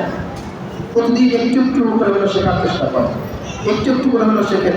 ইমাম সাহেবের কাছে বসেন, মহাজিনের কাছে বসেন, আলেমের কাছে বসেন, 2-4-5 মিনিট করে হলো ক্লাসের মধ্যে বসেন। যেখানে পান, যেখানে যেমন সুযোগ পাবেন সেখান থেকে জ্ঞান অর্জন করবেন। বাচ্চারা অনেক কথা বলছে, আপনারা কিন্তু একটু চুপ করা, বাচ্চাদেরকে একটু চুপ করা। সমাজের ভাইরা, এরপর যে আমল করলে স্বয়ং ফেরেশতারা আমাদের জন্য দোয়া করবে। এরপর যে আমাদের কথা বলবো তা হচ্ছে অসুস্থ ব্যক্তিকে দেখতে যাওয়া। কাকে দেখতে যাওয়া বললাম? কাকে দেখতে যাওয়া বললাম? অসুস্থ ব্যক্তিকে। আমরা কি দেখতে যাই? আপনারা জান তো দেখতে? আসলে আমরা হাদিস শোনাই।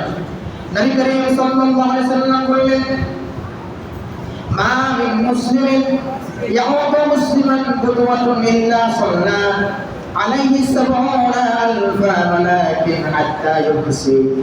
আল্লাহ নবী সাল্লাল্লাহু আলাইহি সাল্লাম তিনি বললেন, যদি কোনো মানুষ সকালবেলা কোনো অসুস্থ ব্যক্তিকে দেখতে যায়, তাহলে সন্ধ্যা পর্যন্ত তার জন্য ৭০,০০০ ফেরেশতা আল্লাহর দরবারে দোয়া করতে থাকবে।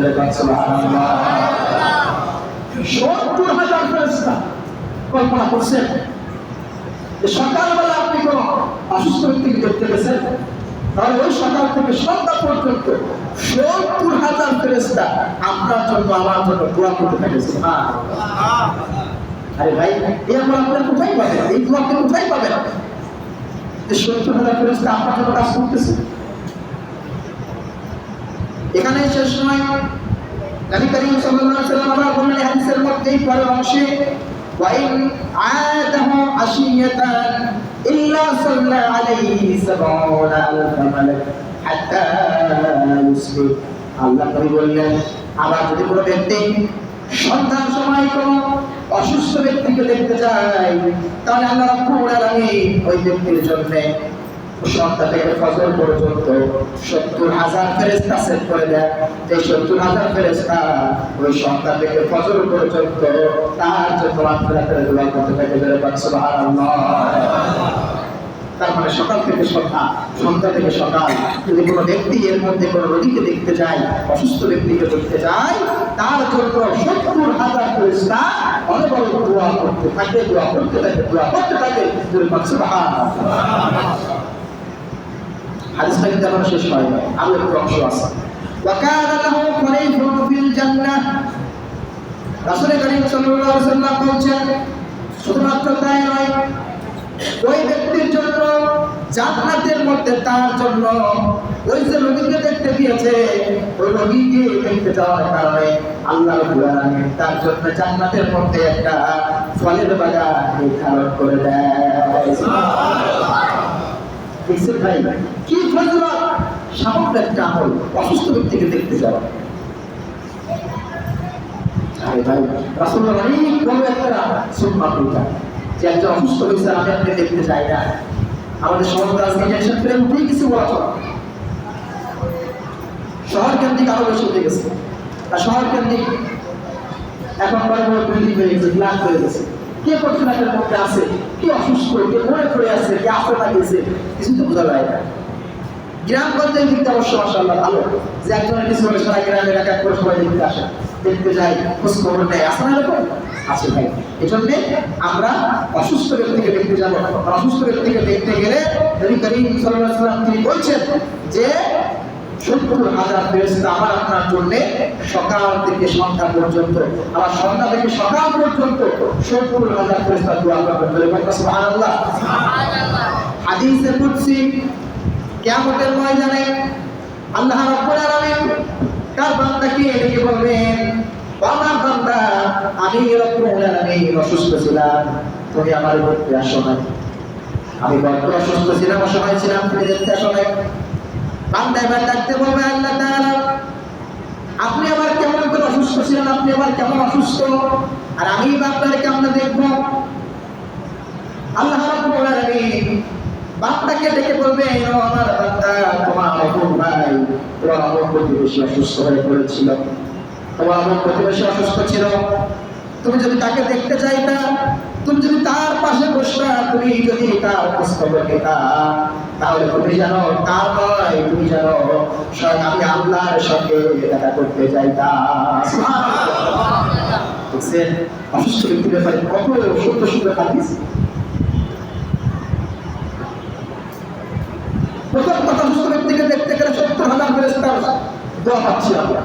দ্বিতীয় কথা, আল্লাহর সরাসরি আল্লাহর সাক্ষাৎ দেওয়া বা আল্লাহকে দেখতে যাওয়া, আল্লাহ খোঁজখবর নেওয়ার শামিল হচ্ছে অসুস্থ ব্যক্তিকে দেখতে যাওয়া। অথচ আমাদের সমাজে আজকে এই অসুস্থ হলে তাকে দেখতে যাওয়ার টেনশন প্রায় উঠে গেছে। যেগুলো আছে যারাও যায়, এবার সমস্যা। কেমন সমস্যা? কিছু কিছু আমরা আছি লৌকিকতার জন্য যায়, আমার অসুস্থ না গেলে হয় না, তাই একটু যাচ্ছি। কিংবা মানুষকে দেখানোর জন্য সামাজিকতা আছে, বাধ্যবাধকতা আছে, লোক দেখানোর খাতিরে আমরা অনেকে আছি দেখা করতে যাই, যাই না এরকম আমরা? সুন্নাহ কথা বলতে আমরা যাই না, না গেলে কেমন হয়, আমার অসুস্থ পড়ে আছে, না গেলে পরে বলবে অসুস্থ, কিন্তু আমাকে আসলো না, এই জন্য আমরা যাই। আবার দেখবেন অনেকে আমরা আছি রোগী দেখতে যাই, রোগী দেখতে গিয়ে রোগীর আরামের থেকে রোগীর কষ্টের ব্যাপার হয়ে যায়।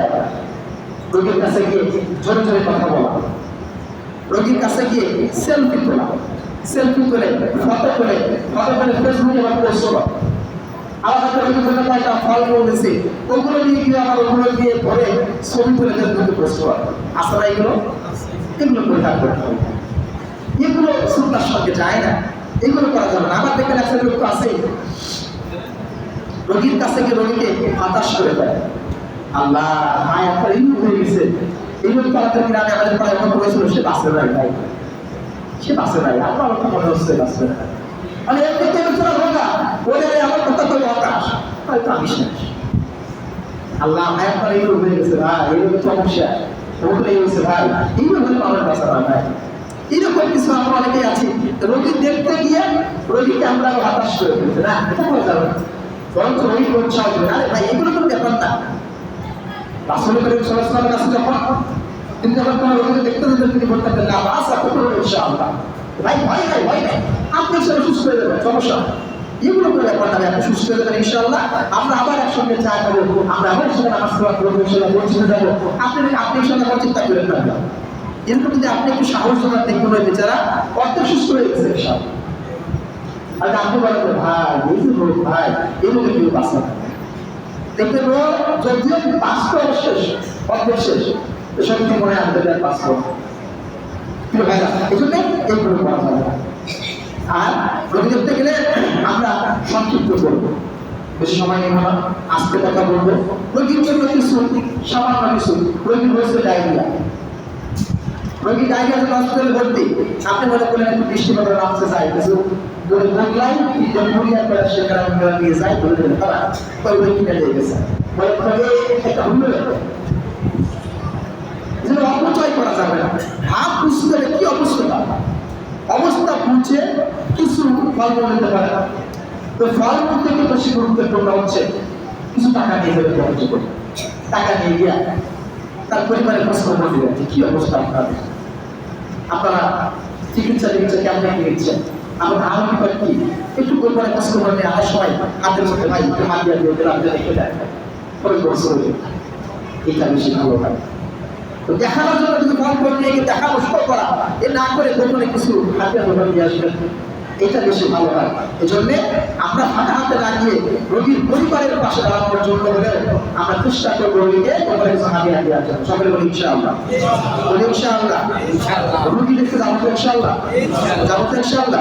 আমার কাছে যদি আমি মাঝে একটা রেওয়াজ চালু করেছিলাম, এখন আলহামদুলিল্লাহ আছে, যে আমার মুসল্লিদের মধ্যে যারা নিয়মিত মুসল্লি সবার তো বললাম না, শহর এলাকা বড় বড় বিল্ডিং, বড় বড় ফ্ল্যাট, কে কোন ফ্ল্যাটে আছে, কে কার মুসল্লি, কে কোন এলাকায় থাকে, ওই ইন্দিরা মুসলিমের সময় আমরা তাও জানি না কি বাবা। তো যাদেরকে মোটামুটি চিনি যাই আমাদের রেগুলার মুসল্লি, আমাদের মসজিদে একটা সিস্টেম চালু করেছি, রেগুলার মুসল্লি যারা এদের মধ্যে কি অসুস্থ হলে আমরা তাকে মসজিদের পক্ষ থেকে সবাই যারা দেখতে যাবো। এরপরে আমরা কিছু ফান্ড কালেকশন করি মাঝে মাঝে, যে আমাদের বন্ধুরা অসুস্থ তাকে আমরা দেখতে যাবো, আপনারা যা যা পঞ্চায়েত কিছু কিছু করে দিয়ে কেউ 50, 20, 100, 150 সবাই দেয়, দিয়ে দিয়ে আমাদের অনেক সময় ফল মূল কিছু দিয়ে টাকার সঙ্গে চলতে গেলে রেখে দিই, যে পরে আমাদের অসুস্থ হলে আমরা তাকে দেখতে যাবো। আমরা মুসল্লিরা গিয়ে আমরা ভাইকে দেখতে যাই তার বাসায়, দেখে আমাদের কি আসে ভাইয়া। এই দেখতে যাওয়ার পরে কি ফায়দা হলো, ওই যে বললাম যে 70,000 ফেরেশতা আমরা আপনার জন্য দোয়া করব। এরকম পাপ আপনি পাবেন না ভাই, এরকম পাপ আপনি পাবেন না। 70,000 বছর দোয়া করলো, জান্নাতের মধ্যে একটা ফল বাগান আপনার করে লিখে দোয়া করলো, আপনি একটু বলতে পারেন এই ভাইটা আপনি ফল পাবেন না ভাই। এই জন্য চেষ্টা করতে হবে আমরা কি অসুস্থ করে খোঁজ খবর নেব, তাকে দেখতে যাব, তার বাসায় যাব, তার কি প্রয়োজন আমরা এটা ব্যবস্থা করে দেবো। সকলে বলি ইনশাআল্লাহ। আরেকটা দোয়া আছে, নাকি সাল্লাল্লাহু আলাইহি ওয়াসাল্লাম তিনি বলেছেন, যদি কোনো ব্যক্তি কোনো অসুস্থ রোগীর পাশে গিয়ে বসে আর যদি এই দোয়াটা সাতবার করে, আসআলুল্লাহাল আযীম রাব্বাল আরশিল আযীম আইয়াশফিয়া, এই দোয়াটা আসআলুল্লাহাল আযীম রাব্বাল আরশিল আযীম আইয়াশফিয়া, এই দোয়া যদি কোনো অসুস্থ ব্যক্তির পাশে গিয়ে 7 বার করা হয়, ওর যদি মৃত্যু যদি না থাকে, যদি মৃত্যু ঘটিয়ে না থাকে তখন আর ইনশাআল্লাহ আল্লাহ তাআলা তাকে দ্রুত সুস্থ দান করে দিবেন। সুবহানাল্লাহ। আমরা সকলে অসুস্থতার খবর পেলে আমার মুসলিম ভাইয়ের জন্য তাকে আমরা দেখতে হবে ইনশাআল্লাহ। এখন তো কিছু নাই, টাকা নাই, পয়সা কিছু নিতে পারতেছেন না, দরকার নাই, কিছু নেওয়া লাগবে না, আপনি চলে যাবেন দেখতে, আপনি গিয়ে আমার একটু হাত দেবেন, ভাই কেমন আছেন ভাই, ইনশাআল্লাহ ভাই চিন্তা করেন না, আল্লাহ আপনার সুস্থ করে দেবে ভাই। আল্লাহ করেন, আমরা দোয়া করতেছি, ইমাম সাহেব দোয়া করছে আপনার জন্য, সবাই আমরা দোয়া করতেছি, আপনি একটু সুস্থ করে ভাই, টেনশন নিয়ে না, কিছু নেওয়া লাগবে ভাই। এরকম গিয়ে সুন্দর করে কথা বলে মাথায় একটু হাত ধরালে বলে তো সে একটু খুশি হয়ে যায় না, খুশি হয়ে খুশি সমাজ দেখবে ভাইরা। তাহলে অসুস্থ ব্যক্তি খোঁজ খবর নিয়ে তাকে দেখতে যাওয়া, এটা হচ্ছে ফেরেশতাদের দোয়া পাওয়ার অন্য আরেকটি আমল। এবার যে আমলের কথা বলবো, যদি আমরা চাই যে ফেরেশতারা আমাদের জন্য দোয়া করবে, তাহলে এবার যে আমলের কথা বলবো সেটা হচ্ছে গোপনে অপর ভাইয়ের জন্য দোয়া করা, বা অপর ভাইয়ের অনুপস্থিতি তার জন্য দোয়া করা।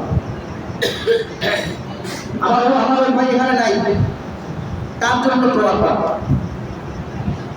সর্বশেষ তিনি অনুপস্থিত আছেন, তিনি এখানে নাই, তার জন্য দোয়া করা। এরকম দোয়া যারা করে ওদের জন্য ফেরেশতারা দোয়া করে। নবী করিম সাল্লাল্লাহু আলাইহি ওয়াসাল্লামের হাদিস তিনি বলেছেন, দাআতুল মারিন মুসলিম লিআখিহি বিযাতি সাহাবিল গায়ব মুস্তাজাবা। আল্লাহ নবী বললেন, যদি কোনো মুসলিম অপর মুসলিমের জন্য তার অনুপস্থিতিতে তার গোপনে যদি কোনো মুসলিম দোয়া করে, তাহলে আল্লাহ রাব্বুল আলামিন সেই দোয়া সঙ্গে সঙ্গে কবুল আর মঞ্জুর করে দেন। সুবহানাল্লাহ। অনেকেই বলে না, অনেক যুবকেরা আমার কাছে ভালো কথা শুরু করবে, এত দোয়া করি, দোয়া তো কবুল হচ্ছে না, দোয়া কবুল হয় না। এই যে একটা ট্রিক্স দোয়া কবুল করা, যে দাওয়াতুল মারিন মুসলিম লিআখিহি বিযাতিল গায়ব মুস্তাজাবা, অপর ভাইয়ের জন্য আপনি দোয়া করবেন, যে দোয়া করা হয় ওই দোয়া আল্লাহ কবুল করে দেয়। ইনদারাসি মালাকুল মুআক্কাল, যখন কোন মানুষ অপর মুসলমানের জন্য তার অনুপস্থিতিতে দোয়া করে, আমার আপনার প্রত্যেকের কাছে রব্বুল আলামিন একজন মালাকুল মুআক্কাল, একজন ফেরেশতা নিয়োজিত করে রাখছেন, একজন ফেরেশতা নিয়োজিত আছে। তো ফেরেশতার কাজ কি? কুল্লামা দাআনি ইয়াকিহি বিখাইরি ক্বালাল মালাকুল মুআক্কাল, যখন আমি আপনি কোনো অপর ভাইয়ের জন্য কল্যাণকর দোয়া করি, যখন কোনো অপর ভাইয়ের জন্য আমি আপনি ভালো কোনো দোয়া করি যে আল্লাহ আপনি আমার অপর ভাইয়ের ভালো করে দেন, আমার ভাইয়ের ভালো করে দেন, রাস্তাটা বাড়ি মালিক করে দেন, আমার ভাইয়ের টাকা পয়সা মালিক করে দেন, আমার ভাইয়ের গাড়ি দেন, বাড়ি দেন, কারণ চক্র দেন, ট্রাক্টর দেন, চাকরি দেন, বাকরি দেন, বেকারত্ব দূর করে দেন, সুস্থ করে দেন। আল্লাহ আমার ভাইয়ের সন্তানদেরকে আপনি শিক্ষায় শিক্ষিত করে দেন, বড় বড় শিক্ষিত করে দেন, এলাকার মধ্যে নাম কাজ দশটাতে করতে পারে এমন তাও আপনি দিয়ে দেন। এরকম করে যখন আমি আপনি অমর ভাইয়ের জন্য, অপর ভাইয়ের জন্য, এখানে সে নেই অনুপস্থিত ভাইয়ের জন্য যখন আমি আপনি এরকম করে দোয়া করব, তখন আমরা আপনার কাছে যে ফেরেশতা থাকি ওই ফেরেশতা বলে আল্লাহ তাআলা আপনি এই দোয়াগুলো কবুল করেন। শুধু এখানে শেষ না, এবার বলে ওয়ালাকা বিবিলি, আল্লাহ এই বান্দা অপর ভাইয়ের জন্য যে দোয়া করলো সবগুলো দোয়া আপনি এর জন্য কবুল করে দেন। সুবহানাল্লাহ। তারপরে আমি আপনি আমার আপনার অনুপস্থিতি ভাইয়ের জন্য যে দোয়াগুলো করলাম, আমার আপনার কাছে নিয়োজিত যে ফেরেশতা আছে ওই ফেরেশতা প্রথমে বলে আমি আল্লাহ দোয়াগুলো কবুল করে নেব। কবুল হলো, এবার এখানে চেষ্টা, এবার ফেরেশতা দোয়া করে ওয়ালাকা বিবিলি, আল্লাহ এই যে দোয়া করলো আপনার ভাইয়ের জন্য ওই দোয়াগুলো আপনি এর জন্য কবুল করে দেন। সুবহানাল্লাহ। ওই সেই গল্পের কথা মনে পড়ে গেল, পরিচিত গল্প। এক লোক নাকি ওই যে আলাদা চেরাক পাইছে, অসাধারণ জিন বের হয়েছে।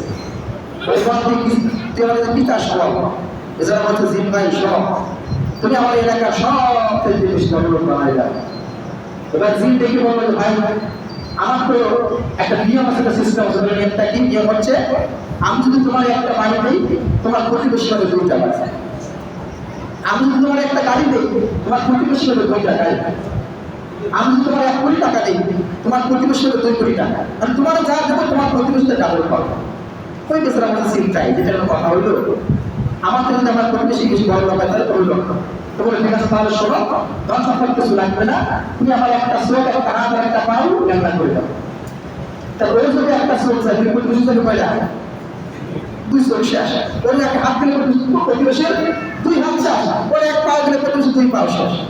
তা আমরা হচ্ছে এই কেসে মুসলমান যে আমি বাঁচিয়ে না আছি অপর দোয়া করবো খাই কামড়ায় অথচ 3 বার দোয়া আল্লাহ ও সামটা ঘুষে করে দর্শন করে আল্লাহ এখন মানুষ তো আসলে আল্লাহ সারা জীবন দেখবেন আমাদের বর্তমানে সমাজের অবস্থা যে নিজেকে নিয়ে আমরা ব্যস্ত স্বার্থপরের মতো অপর ভাইয়ের জন্য দোয়া করা আমাদের সবাই কই পাই আমরা, আমি আমাকে নিয়ে ব্যস্ত, আমি আমার পরিবার নিয়ে ব্যস্ত।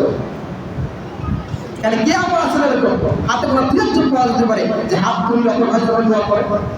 আমাদের নেচা হচ্ছে হাত তুলে আপনাকে আমার জন্য দোয়া করে আল্লাহ আপনি আমার মাফ করেন, আল্লাহ আপনি আমার পরিবারে দোয়া করতে পারেন, রিজিককে টাকাদের গাড়িতে বাড়িতে ছেলে মেয়েদের মানুষ করবে এই করে সেই করে সব আমার জন্য করি আমরা অপর জন্য আমরা করি তাই না। তো দোয়া কেমনে করবো হবে আমাদের হাদিস বলছেন যে আপনি যখন আপনার ভাইয়ের জন্য দোয়া করবেন ওই দোয়া তার জন্য কবুল হবে বা নাও হবে, কিন্তু ফেরেশতা আপনার জন্য ওই কথা আল্লাহ কাছে বলতেছে যে আল্লাহ এই যে আপনার ভাইয়ের জন্য দোয়া করলো এই দোয়াগুলো আপনি এর জন্য কবুল করেন। সুবহানাল্লাহ বলেন না ভাই, দেখছেন কি পাওয়া হয়। আপনি জানেন যে আপনি যদি কোনো ব্যক্তির জন্য গালাগালি করেন দোয়া করেন আর সেই ব্যক্তি যদি ওই গালাগালি দোয়া উপযুক্ত না হয় তাহলে ওইটা ধরে আপনার উপরে করতে ভাই আমি তার জন্য ভালো দোয়া করেন না আপনি আমার অহংকারী বড় করে দেন, বিশ্বাস করেন আল্লাহ আপনারই বড় করবেন।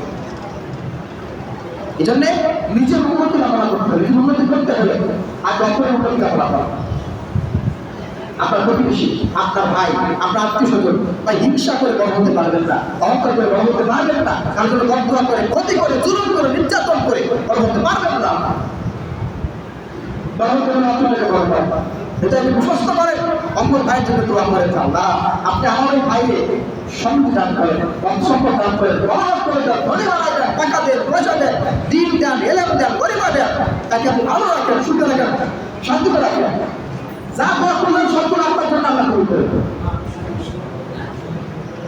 পারবেন ইনশাআল্লাহ। অপর ভাইয়ের জন্য দোয়া করতে পারবেন ইনশাআল্লাহ, পারবেন ইনশাআল্লাহ। এখন ইনশাআল্লাহ বলে নাম তো যাই কম অপর যখন দোয়া করবো খাই কাম পাই আমার খাবো আমার খবর অপর খবর হবে বলাবো এবার হয় না কি তাই বাইরে অপরের জন্য দোয়া করা ছাড়া বড় করতে পারবেন, বড় করতে পারবেন।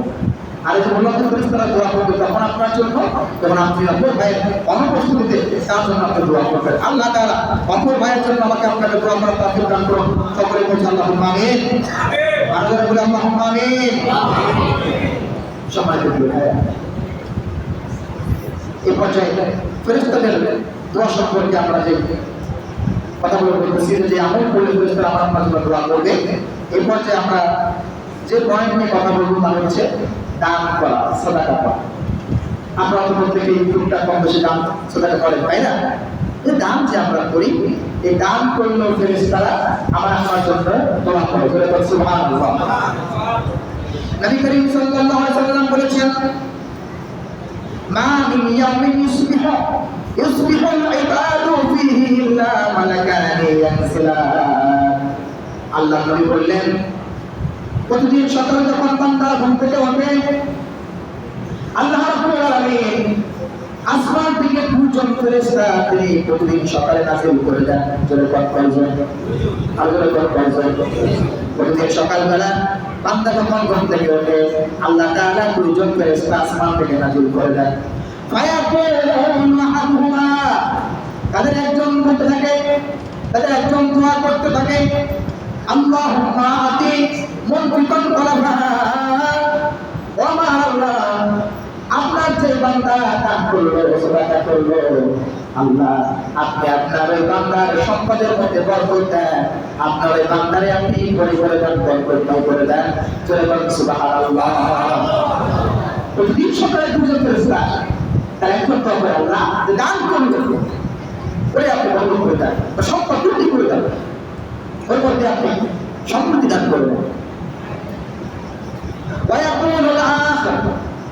আর আপনি থাকলো এবার সে দোয়া করে, সে কি দোয়া করে, আল্লাহুম্মা আতি মুনসিকান তালাফা, আল্লাহ তাআলা যে কৃপণ, যে দান করেন, যে দান করলো না, যে কৃপণ, আল্লাহ আপনি তার সম্পদ ধ্বংস করে দেন, তাই আপনি ধ্বংস করে দেন, তার আপনি ক্ষতি করে দেন। জোরে কথা আউযুবিল্লাহ।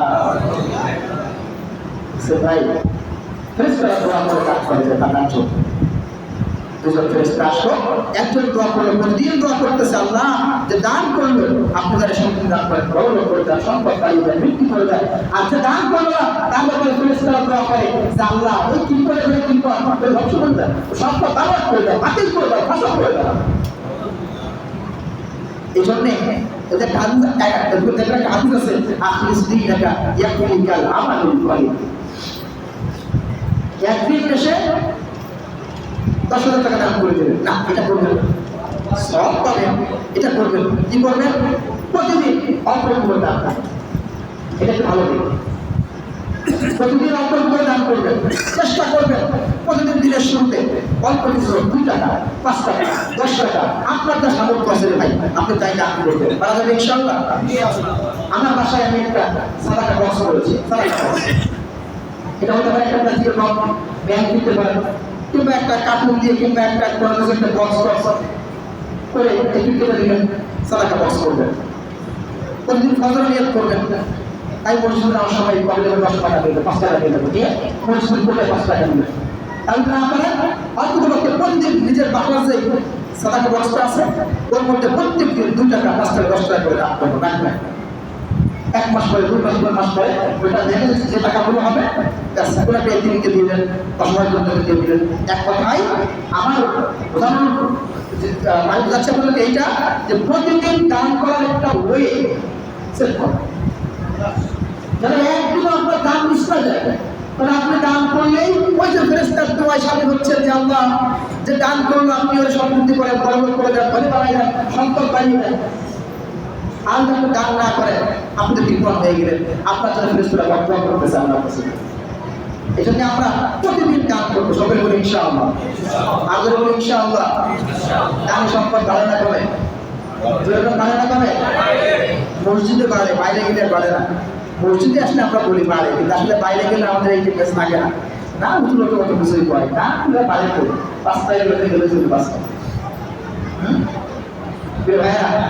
আল্লাহ ক্রোধ, আল্লাহ রাগ কমাতে পারে একমাত্র দান, একমাত্র কিসে? এই যে বালা মুসিবত আছে আমাদের জীবনে, বিপদ আসে আমাদের জীবনে, বিপদ নাই, বালা মুসিবত এমন কি আছে বলো? প্রত্যেকের জীবনে কম বেশি বিপদ মুসিবত বালা মুসিবত আছে না নাই? এই বালা মুসিবত থেকে বাঁচার জন্য একমাত্র সর্বশ্রেষ্ঠ আমল হচ্ছে সাদাকা করা। সাদাকাই পারে আপনাকে বিপদ মুক্ত করবে। এমনকি আমার ভাইরা দেখবেন অপমৃত্যু হয়, অ্যাক্সিডেন্ট করে মারা যায়, আগুনে করে মারা যায়, 5 তলা 10 তলা থেকে পড়ে মারা যায়, বিষ খেয়ে মারা যায়, বালাই ফাঁস নিয়ে মারা যায়। রাসূল কারীম সাল্লাল্লাহু আলাইহি ওয়াসাল্লাম বললেন, ইন্না সালাতাহু লা তুতফিউ ওয়াদাবাররা ওয়া তাদফাউ মাইতাতাস। আল্লাহ নবী বললেন, দান যে ব্যক্তি করে দানের কারণে আল্লাহ রাব্বুল আলামিনের রাগ গোসা যা কিছু আছে সব করে যায়, সব প্রশমিত হয়ে যায়। আর হচ্ছে রাগের কারণে মানুষ অপমৃত্যু থেকে, মানুষ দুর্ঘটনা থেকে, কষ্টদায়ক মৃত্যু থেকে মানুষকে আল্লাহ তাআলা বাঁচিয়ে দেন। সুবহানাল্লাহ। অপমৃত্যু, দুর্ঘটনা, বিপদ মুসিবত এবং কষ্টদায়ক মৃত্যু থেকে বাঁচার জন্য আমল হচ্ছে তাছাড়া। আপনারা ভাইবেন না যে শুরু করে এখন মনে হয় কালেকশন করবে, এইরকম প্রসেসের কারণে কালেকশন করবো না ভাই। জাস্ট গানের ব্যাপার সামনে আসতো তাই আমরা বললাম। এই জন্যে গান করলে ভাইরা আল্লাহ তাআলা খুশি হন, আল্লাহ হাবিব খুশি হন। এবং সর্বোপরি আমাদের আজকের যে আলোচনা তা হচ্ছে ফেরেশতারা আমরা জন্য দোয়া করে প্রতিদিন। এটা রেগুলার দুজন ফেরেশতা নেমে একসাথে চাই, দুজনের কাজই হলো দানকারীর জন্য দোয়া করে, আর যে দান করে না কৃপণ ওর জন্য দোয়া করে। এজন্য আমরা আজকে থেকে প্রতিনিয়ত কম বেশি করে দান করবো, বলি ইনশাআল্লাহ। আমরা বলি ইনশাআল্লাহ। দান করবো, আমাদের দানের ব্যাপারে রিয়া করা যাবে না, লোক দেখানো যাবে না।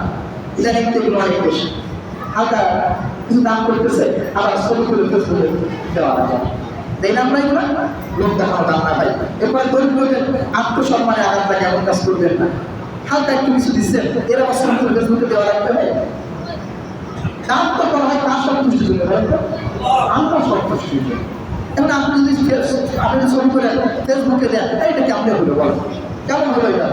এই জন্য দান করার ক্ষেত্রে আমরা চেষ্টা করবো গোপনে দেওয়ার জন্য।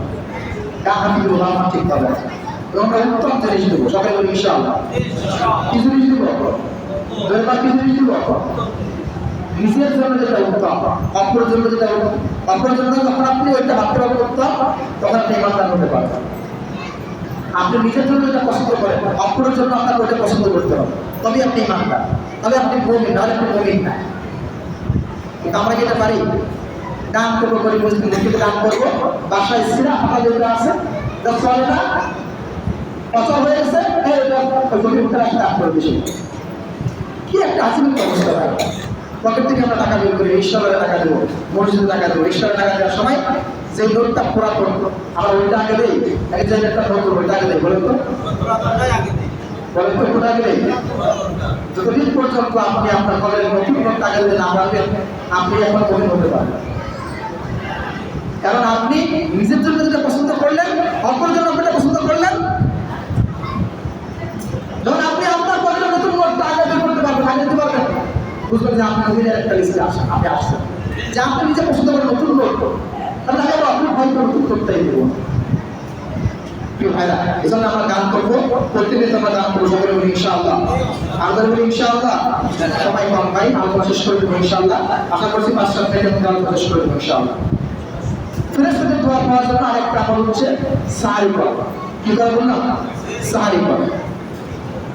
সাহারি করলে কেমন দোয়া পাওয়া যায়? রাসূল সাল্লাল্লাহু বলছেন, ইন্নাল্লাহা ওয়া মালাইকাতাহু ইউসাল্লুনা আলাল মুতাসাহহিরিন। যে সাহারি করে তার জন্য আল্লাহ তাআলা ফেরেশতারা দোয়া করতে পারে। আল্লাহ দোয়া করতে আল্লাহ তাআলা ওই ব্যক্তিদের জন্য প্রশংসা করে এবং অনুগ্রহ দান করে। ফেরেশতাদের দোয়া করতে এখানে বলেছে মুহাদ্দিস থেকে না যে ফেরেশতা তাদের জন্য ক্ষমা ও রহমতের দোয়া করতে থাকে। সুবহানাল্লাহ। সাহারি শুধুমাত্র রমজান মাসে করি, তাই না? কি বলে? সাহারি শুধুমাত্র রমজানের আমল? সেহরি লাগে আমরা বলি, সেহরি বলে তো সেহরি আগে শব্দরা সিন হারা সা বলে তো সেহরি শব্দ হচ্ছে জাদু। আর বলে সেহরি তো কি? জাদু, সিহর, জাদু। যারা আলেম ছিল তারা বুঝবে সিহর মানে হচ্ছে জাদু, সিহর জাদু। মূল শব্দ হচ্ছে সাহা। আর বাংলায় আমরা লিখেছি তো এই সাহারি যারা করে এদের ব্যাপারেও ফেরেশতারা দোয়া করে, রহমতের দোয়া করে, মাগফিরাতের দোয়া করে।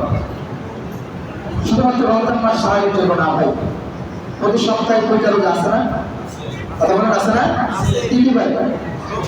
সোমবার আর বৃহস্পতিবার। আপনাকে রাখালে রোজা রাখালে আপনার রোজা রাখবেন ভাই, এই দুদিন রোজা রাখবেন। প্রতি আরবি মাসে 3টা রোজা আছে। কয়টা রোজা?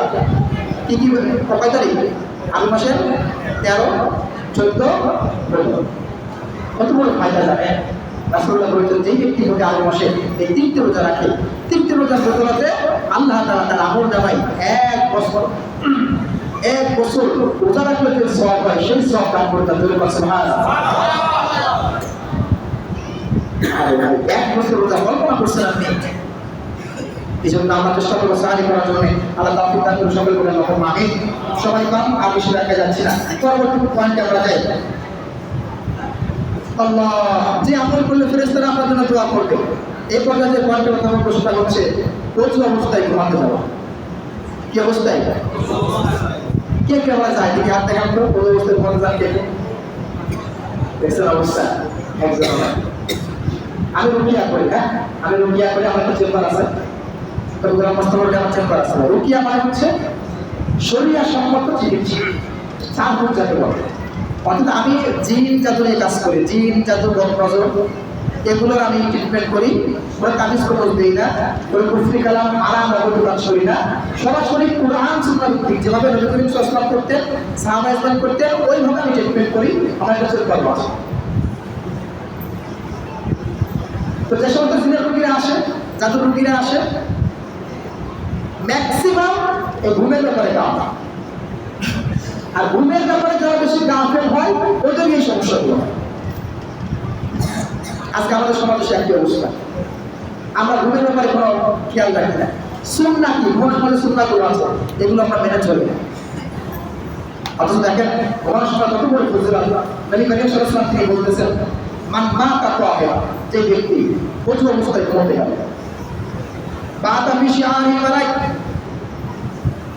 তার কাছে একটা ফেরেশতা নিযুক্ত করে দেওয়া হলো, তার সঙ্গে একটা ফেরেশতা চলে আসে, ফেরেশতা মাকে কাছে ফালাম ইয়াস্তাইকিজ সাআতান মিনাল লাইলি ইল্লা ক্বালা আল মালাইক আল্লাহুম্মা ইগফির লিআবদিকা ফুলান ফাইন্নাহু বাতা তাওয়া। যখন কোনো ব্যক্তি ওযু অবস্থায় ঘুমাতে গেল তখন তার কাছে একজন ফেরেশতা এসে নিযুক্ত হয়ে যায়। ওই ব্যক্তি যখন রাতের বেলায় ঘুম থেকে ওঠে বা নাড়াচড়া করে, ওই ফেরেশতা ওই ব্যক্তির জন্য সারা রাত বসে বসে দোয়া করে যে আল্লাহ আপনি আপনার এই বান্দাকে মাফ করে দেন, ক্ষমা করে দেন। জোরে বলুন সুবহানাল্লাহ। তার মানে ওযু অবস্থায় আপনি ঘুমাতে গিয়েছেন, যার কারণে ওই ফেরেশতা আপনার জন্য সারা রাত বসে বসে দোয়া করে। ছোট্ট একটা আমল না ভাই, জাস্ট আপনি ওযু করে ঘুমাতে গেলেন আর ফেরেশতা আপনার জন্য দোয়া করা শুরু করলো। এখানে শেষটা অপর একটি হাদিস, পুরো হাদিস বলতে সময় লাগবে। আবু দাউদের হাদিস 5042 নম্বর হাদিস, সুনান ইবনে মাজাহ 3881 নম্বর হাদিস। রাসূলুল্লাহ বলতেছেন যদি কোনো ব্যক্তি ওযু করে ঘুমাতে যায় এবং মনে মনে জিকির আজকার করে, কোরআন তেলাওয়াত করলো, মনে মনে কিংবা সুবহানাল্লাহ আলহামদুলিল্লাহ আস্তাগফিরুল্লাহ জিকির করতে করতে ঘুমিয়ে গেল, ওই ব্যক্তির যদি রাতের বেলা ঘুম ভেঙে যায়, ঘুম ভাঙার পরে ওই ব্যক্তি আল্লাহর কাছে যে দোয়া করবে সঙ্গে সঙ্গে আল্লাহ তাআলা ওই দোয়া কবুল করে নেবেন। সুবহানাল্লাহ। ওই যুবকেরা, ওই তরুণেরা আজকে হতাশা করা জীবন নিয়ে, আমাদের লাইফ নিয়ে কি করবো, কোথায় যাবো, কেমনে করবো, কেমন জীবন চালাবো, এত হতাশা আজকে আমরা। এই যে দোয়া করবেন একটা ট্রিক্স দেখেন, এইগুলা কার দোয়া কবুল হচ্ছে না আপনি আমাকে বলেন। দোয়া কবুল হবে না মানে 100% দোয়া কবুল হবে। আপনারা সুন্নাহ মতো আপনি চলেন, রাসূলুল্লাহ হাদিস মিথ্যা, আমরা মিথ্যা না। এই একই নাম ভাটা লাগবে না, রাসূলুল্লাহ বলেছে ব্যাস সামনে আল্লাহ ব্যাস কুল খালাস। তার মানে 100% কবুল হয়। ওই বলে ঘুমাবেন, জিকির করতে করতে ঘুমাবেন, আপনি ঘুম ভাঙবে, যা দোয়া করবেন তাই কবুল হয়ে যাবে। সুবহানাল্লাহ বলেন। সবাই ভাইরা, আর ফেরেশতা তো আপনার দোয়া করতেই আছে, বললাম যে একজন ফেরেশতা নিযুক্ত আছে আপনার জন্য, শুধু দোয়া করতেই থেকে দোয়া করতেই থাকে। আল্লাহ তাআলা আমাকে আপনাকে ওই যে অবস্থায় ঘুমানোর তৌফিক দান করুন, সকলে বলুন আল্লাহুম্মা আমিন। আমাদের আজকে অবস্থা খুব খারাপ, বড় ভয়াবহ অবস্থা আজকে আমরা যুবকেরা। ঘুমাতে যাওয়ার আগে আমল হচ্ছে মোবাইল, কথা বলেন ঠিক না? মোবাইল আমরা ঘুমাতে যাই, স্ক্রিন দেখতে দেখতে আমরা ঘুমাই, সারা রাত মোবাইল চালাই আমরা। হ্যাঁ, যারা যারা কাজ বাজ করে সারাদিন ক্লান্ত শরীর নিয়ে কাজ বাজ করে এসে বাসায় এসে কোনো রকম করে খায়, খায় কি কিসের নামাজ, কিসের রোজা, কিসের আমল, কিছু আমাদের মধ্যে আজকে নাই। এজন্য প্রিয় ভাইরা, আমরা রোজা অবস্থায় ঘুমানোর চেষ্টা করবো, সকলে বলি ইনশাআল্লাহ, আরো বলি ইনশাআল্লাহ। আচ্ছা, আলোচনা আমরা শেষ করে নেই। আমার দুটো পয়েন্ট ছিল, সংক্ষিপ্ত আকারে একটু বলে দেই। এক হচ্ছে কোরআন তেলাওয়াত যারা করে তাদের জন্য ফেরেশতারা দোয়া করে, বলে সুবহানাল্লাহ। সর্বশেষ যারা দুরূদ পাঠ করে, যারা কি পাঠ করে, সর্বশেষ যারা দুরূদ পাঠ করে তাদের জন্যও ফেরেশতারা দোয়া করে, সকলে বলি সুবহানাল্লাহ। রাসূল কারীম সাল্লাল্লাহু আলাইহি ওয়াসাল্লাম তিনি বলেছেন যে বান্দারা আমার জন্য দুরূদ পাঠ করে, আমার জন্য দুরূদ পাঠ করে, তাদের জন্য স্বয়ং আল্লাহ তাআলা ফেরেশতা নিযুক্ত করে রেখে দিয়েছে। সেই ফেরেশতা ওয়ান টাইম ওই বান্দাদের জন্য মাগফিরাতের দোয়া করে থাকে, বলে সুবহানাল্লাহ। সম্মানিত ভাইরা, আলোচনা এই রাষ্ট্রপতিতে পয়েন্টটা অনেক গভীর ছিল, সময় স্বচ্ছতার কারণে আমরা করতে পারিনি, কারণ এই সমস্ত দিনে এলাকাতে অনেক বেশি লম্বা আলোচনা না হয় ভালো, সর্বোচ্চ 1 ঘন্টা হওয়া বেশি ভালো। তারপর আমরা প্রায় 1 ঘন্টা 15 মিনিট চলে গিয়েছি। তাহলে সামারাইজ আমাদের লক্ষ্য করেন, সবাই আমার দিকে, আর এক মিনিট, সবাই আমার দিকে, সবাই আমার দিকে, কথা বলা যাবে না, আর এক মিনিট, সবাই আমার দিকে, সবাই আমার দিকে তাকান, তাই সবাই আমার দিকে তাকান।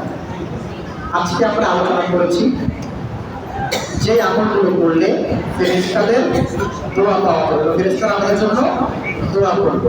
তার 1 নম্বরে আমরা বলেছি নামাজের জন্য অপেক্ষা করা, 2 নম্বরে আমরা বলেছি প্রথম কাতারে নামাজ আদায় করা, 3 নম্বরে আমরা বলেছি কাতারের ফাঁকা জায়গাগুলো শূন্য করা, 4 নম্বরে আমরা বলেছি জ্ঞান অর্জন করা, 5 নম্বরে আমরা বলেছি অসুস্থ ব্যক্তিকে দেখতে যাওয়া, 6 নম্বরে আমরা বলেছি গোপনে বা অপরবার অনুপস্থিতিতে তার জন্য দোয়া করা, 7 নম্বরে আমরা বলেছি আমরা বলেছি গান সাদাকা করা, 8 নম্বরে আমরা বলেছি সাহারি করা, 9 নম্বরে আমরা বলেছি ওযু অবস্থায় ঘুমাতে যাওয়া, 10 আর 11 নম্বরে আমরা ব্যাখ্যা করতে পারিনি, সংক্ষিপ্ত করে বলেছি কোরআন তেলাওয়াত করা, রাসূলুল্লাহর প্রতি বেশি বেশি করে দরুদ পড়া। মোট 11টি আমরা পয়েন্ট বলেছি। আল্লাহ তাআলা যে 11টি পয়েন্ট বলেছি, 11টি পয়েন্ট বললে কিছু কিছু জায়গাতে আমরা পেয়েছি স্বয়ং আল্লাহ দোয়া করবেন, আর প্রত্যেকটা হাদিসে পয়েন্টে আমরা পেয়েছি ফেরেশতারা আমাদের জন্য দোয়া করবে। আমাদের জীবনে ফেরেশতাদের দোয়া দরকার আছে না নাই? আছে না নাই ভাই? আমরা যে আমলগুলো বললাম এগুলো সবার আগে আল্লাহ তাআলা আমার বাস্তব জীবনে আমল করার তৌফিক দান করুন, সকলে বলেন আমিন। তারপর আমরা শুনেছি আমাদের সকলকে বাস্তব জীবনে আল্লাহ তাআলা আমল করার তৌফিক দান করুন, সকলে বলেন আল্লাহুম্মা আমিন। আরেকটা দিও আমার আলোচনার উপরে আপনাদের কারো কোনো প্রশ্ন আছে কিনা, আমার আলোচনার উপরে কারো কোনো প্রশ্ন আছে কিনা, কোনো ভুল করতে পেরেছেন কিনা, কোনো পরামর্শ আছে কিনা, তাকে আপনারা আমাকে এই বিষয়ে বলতে পারেন বা দিতে পারেন। কেউ কিছু বলবেন? কারো কিছু বলার আছে? ইনশাআল্লাহ, ইনশাআল্লাহ। জি, তাহলে আল্লাহ তাআলা যে আলোচনাগুলো করলাম প্রত্যেকের নাজাতের জায়গা হিসেবে কবুল করুন, সকলে আল্লাহুম্মা আমিন। ওয়া আখিরু দাওয়ানা আলহামদুলিল্লাহি রাব্বিল আলামিন। আসসালামু আলাইকুম ওয়া রাহমাতুল্লাহ।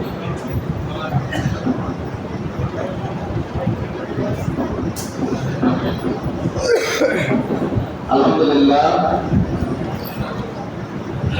আসলে যে গুরুত্বপূর্ণ আলোচনাগুলো আমাদের সামনে হচ্ছে, কত মাহফিলে মাহবুব ভাই করছে, এই মাহফিলে তার আগের মাহফিলে বাহাদুর হুজুর আমাদের সামনে আসছে। এই আমলগুলা এই পদ্ধতি অনুযায়ী যদি আমরা চলতে পারি তাহলে কিন্তু আমাদের এই যে বললো না যে আমরা ছাত্র, এটা একটা ক্লাস মনে করি আমরা। ফেরেশতারা আমাদের জন্য কি দিয়েছে, এখানে কিন্তু তাদের পাখনা, তাদের পর যেটা বলা হয় পিছিয়ে দিয়েছে। সুবহানাল্লাহ। এইগুলো শেখা দরকার না আমাদের, ঠিক আছে তো? যুবকরা তো একটা মনে ফজরে আসবো না, তাই তো? নাকি এখান থেকে আসবো তো? আমরা চেষ্টা করবো অবশ্যই, এটা ফরজ, এটা ফরজ, অবশ্যই আমরা ফজরে আসবো। প্রত্যেকটা অর্থ আমরা আমাদের জন্য অপেক্ষা করবো, আসবো, চেষ্টা করবো। যাই হোক, অনেক গুরুত্বপূর্ণ আলোচনা হয়েছে, খুব সুন্দর কথা আলোচনা করছে। অলরেডি হুজুরকে প্রস্তাবও দিয়ে দিয়েছে যে সামনে আবার আসবেন, আমরা নিয়ে আসবো ইনশাআল্লাহ, আরো চেষ্টা করবো হুজুর আরো ভালোভাবে আরো উপস্থাপন করবেন ইনশাআল্লাহ। আমরা বেশ কয়েকটা বিষয় নিয়ে এখানে দাঁড়িয়েছি আমি, সেটা হচ্ছে যে আমাদের এখান থেকে গত 2 সপ্তাহ আগে করিম মোল্লার স্ত্রী মারা গিয়েছিলেন, তার জন্য আমরা দোয়া করবো। তারপরে আমাদের আসাদ চাচার হোটেল ব্যবসায়ী আসাদ চাচার আম্মা মারা গেছেন গত রবিবারে, সে তার জন্য দোয়া করবো। তারপরে আমাদের আজিবার হুজুর হংকংয়ে থাকেন, উনি আপনারা সবাই জানেন আমাদের মাহফিলের জন্য এই খরচের জন্য মানে রান্না বাড়া করার জন্য 3টা হাড়ি দিয়েছেন, প্রায় 30,000 টাকা, 29,000 কত টাকা যেন খুবই সুন্দর হারিয়েছে, ওই বাবুসিরাও খুব ভালো বলেছে। তো যাই হোক, আমরা তার জন্য, তার মা মারা গেছেন, তার জন্য দোয়া করবো। আরেকটা বিষয়, আমাদের মধ্যে যুবকদের সাথে কাজ করতেন হাবিবুল্লাহ, একটা ছেলে যুবক, খুবই অসুস্থ, আপনারা জানেন, অনেকেই দেখতে গিয়েছেন, খুবই অসুস্থ। এখন তখন অবস্থা, আমরা তার জন্য দোয়া করবো।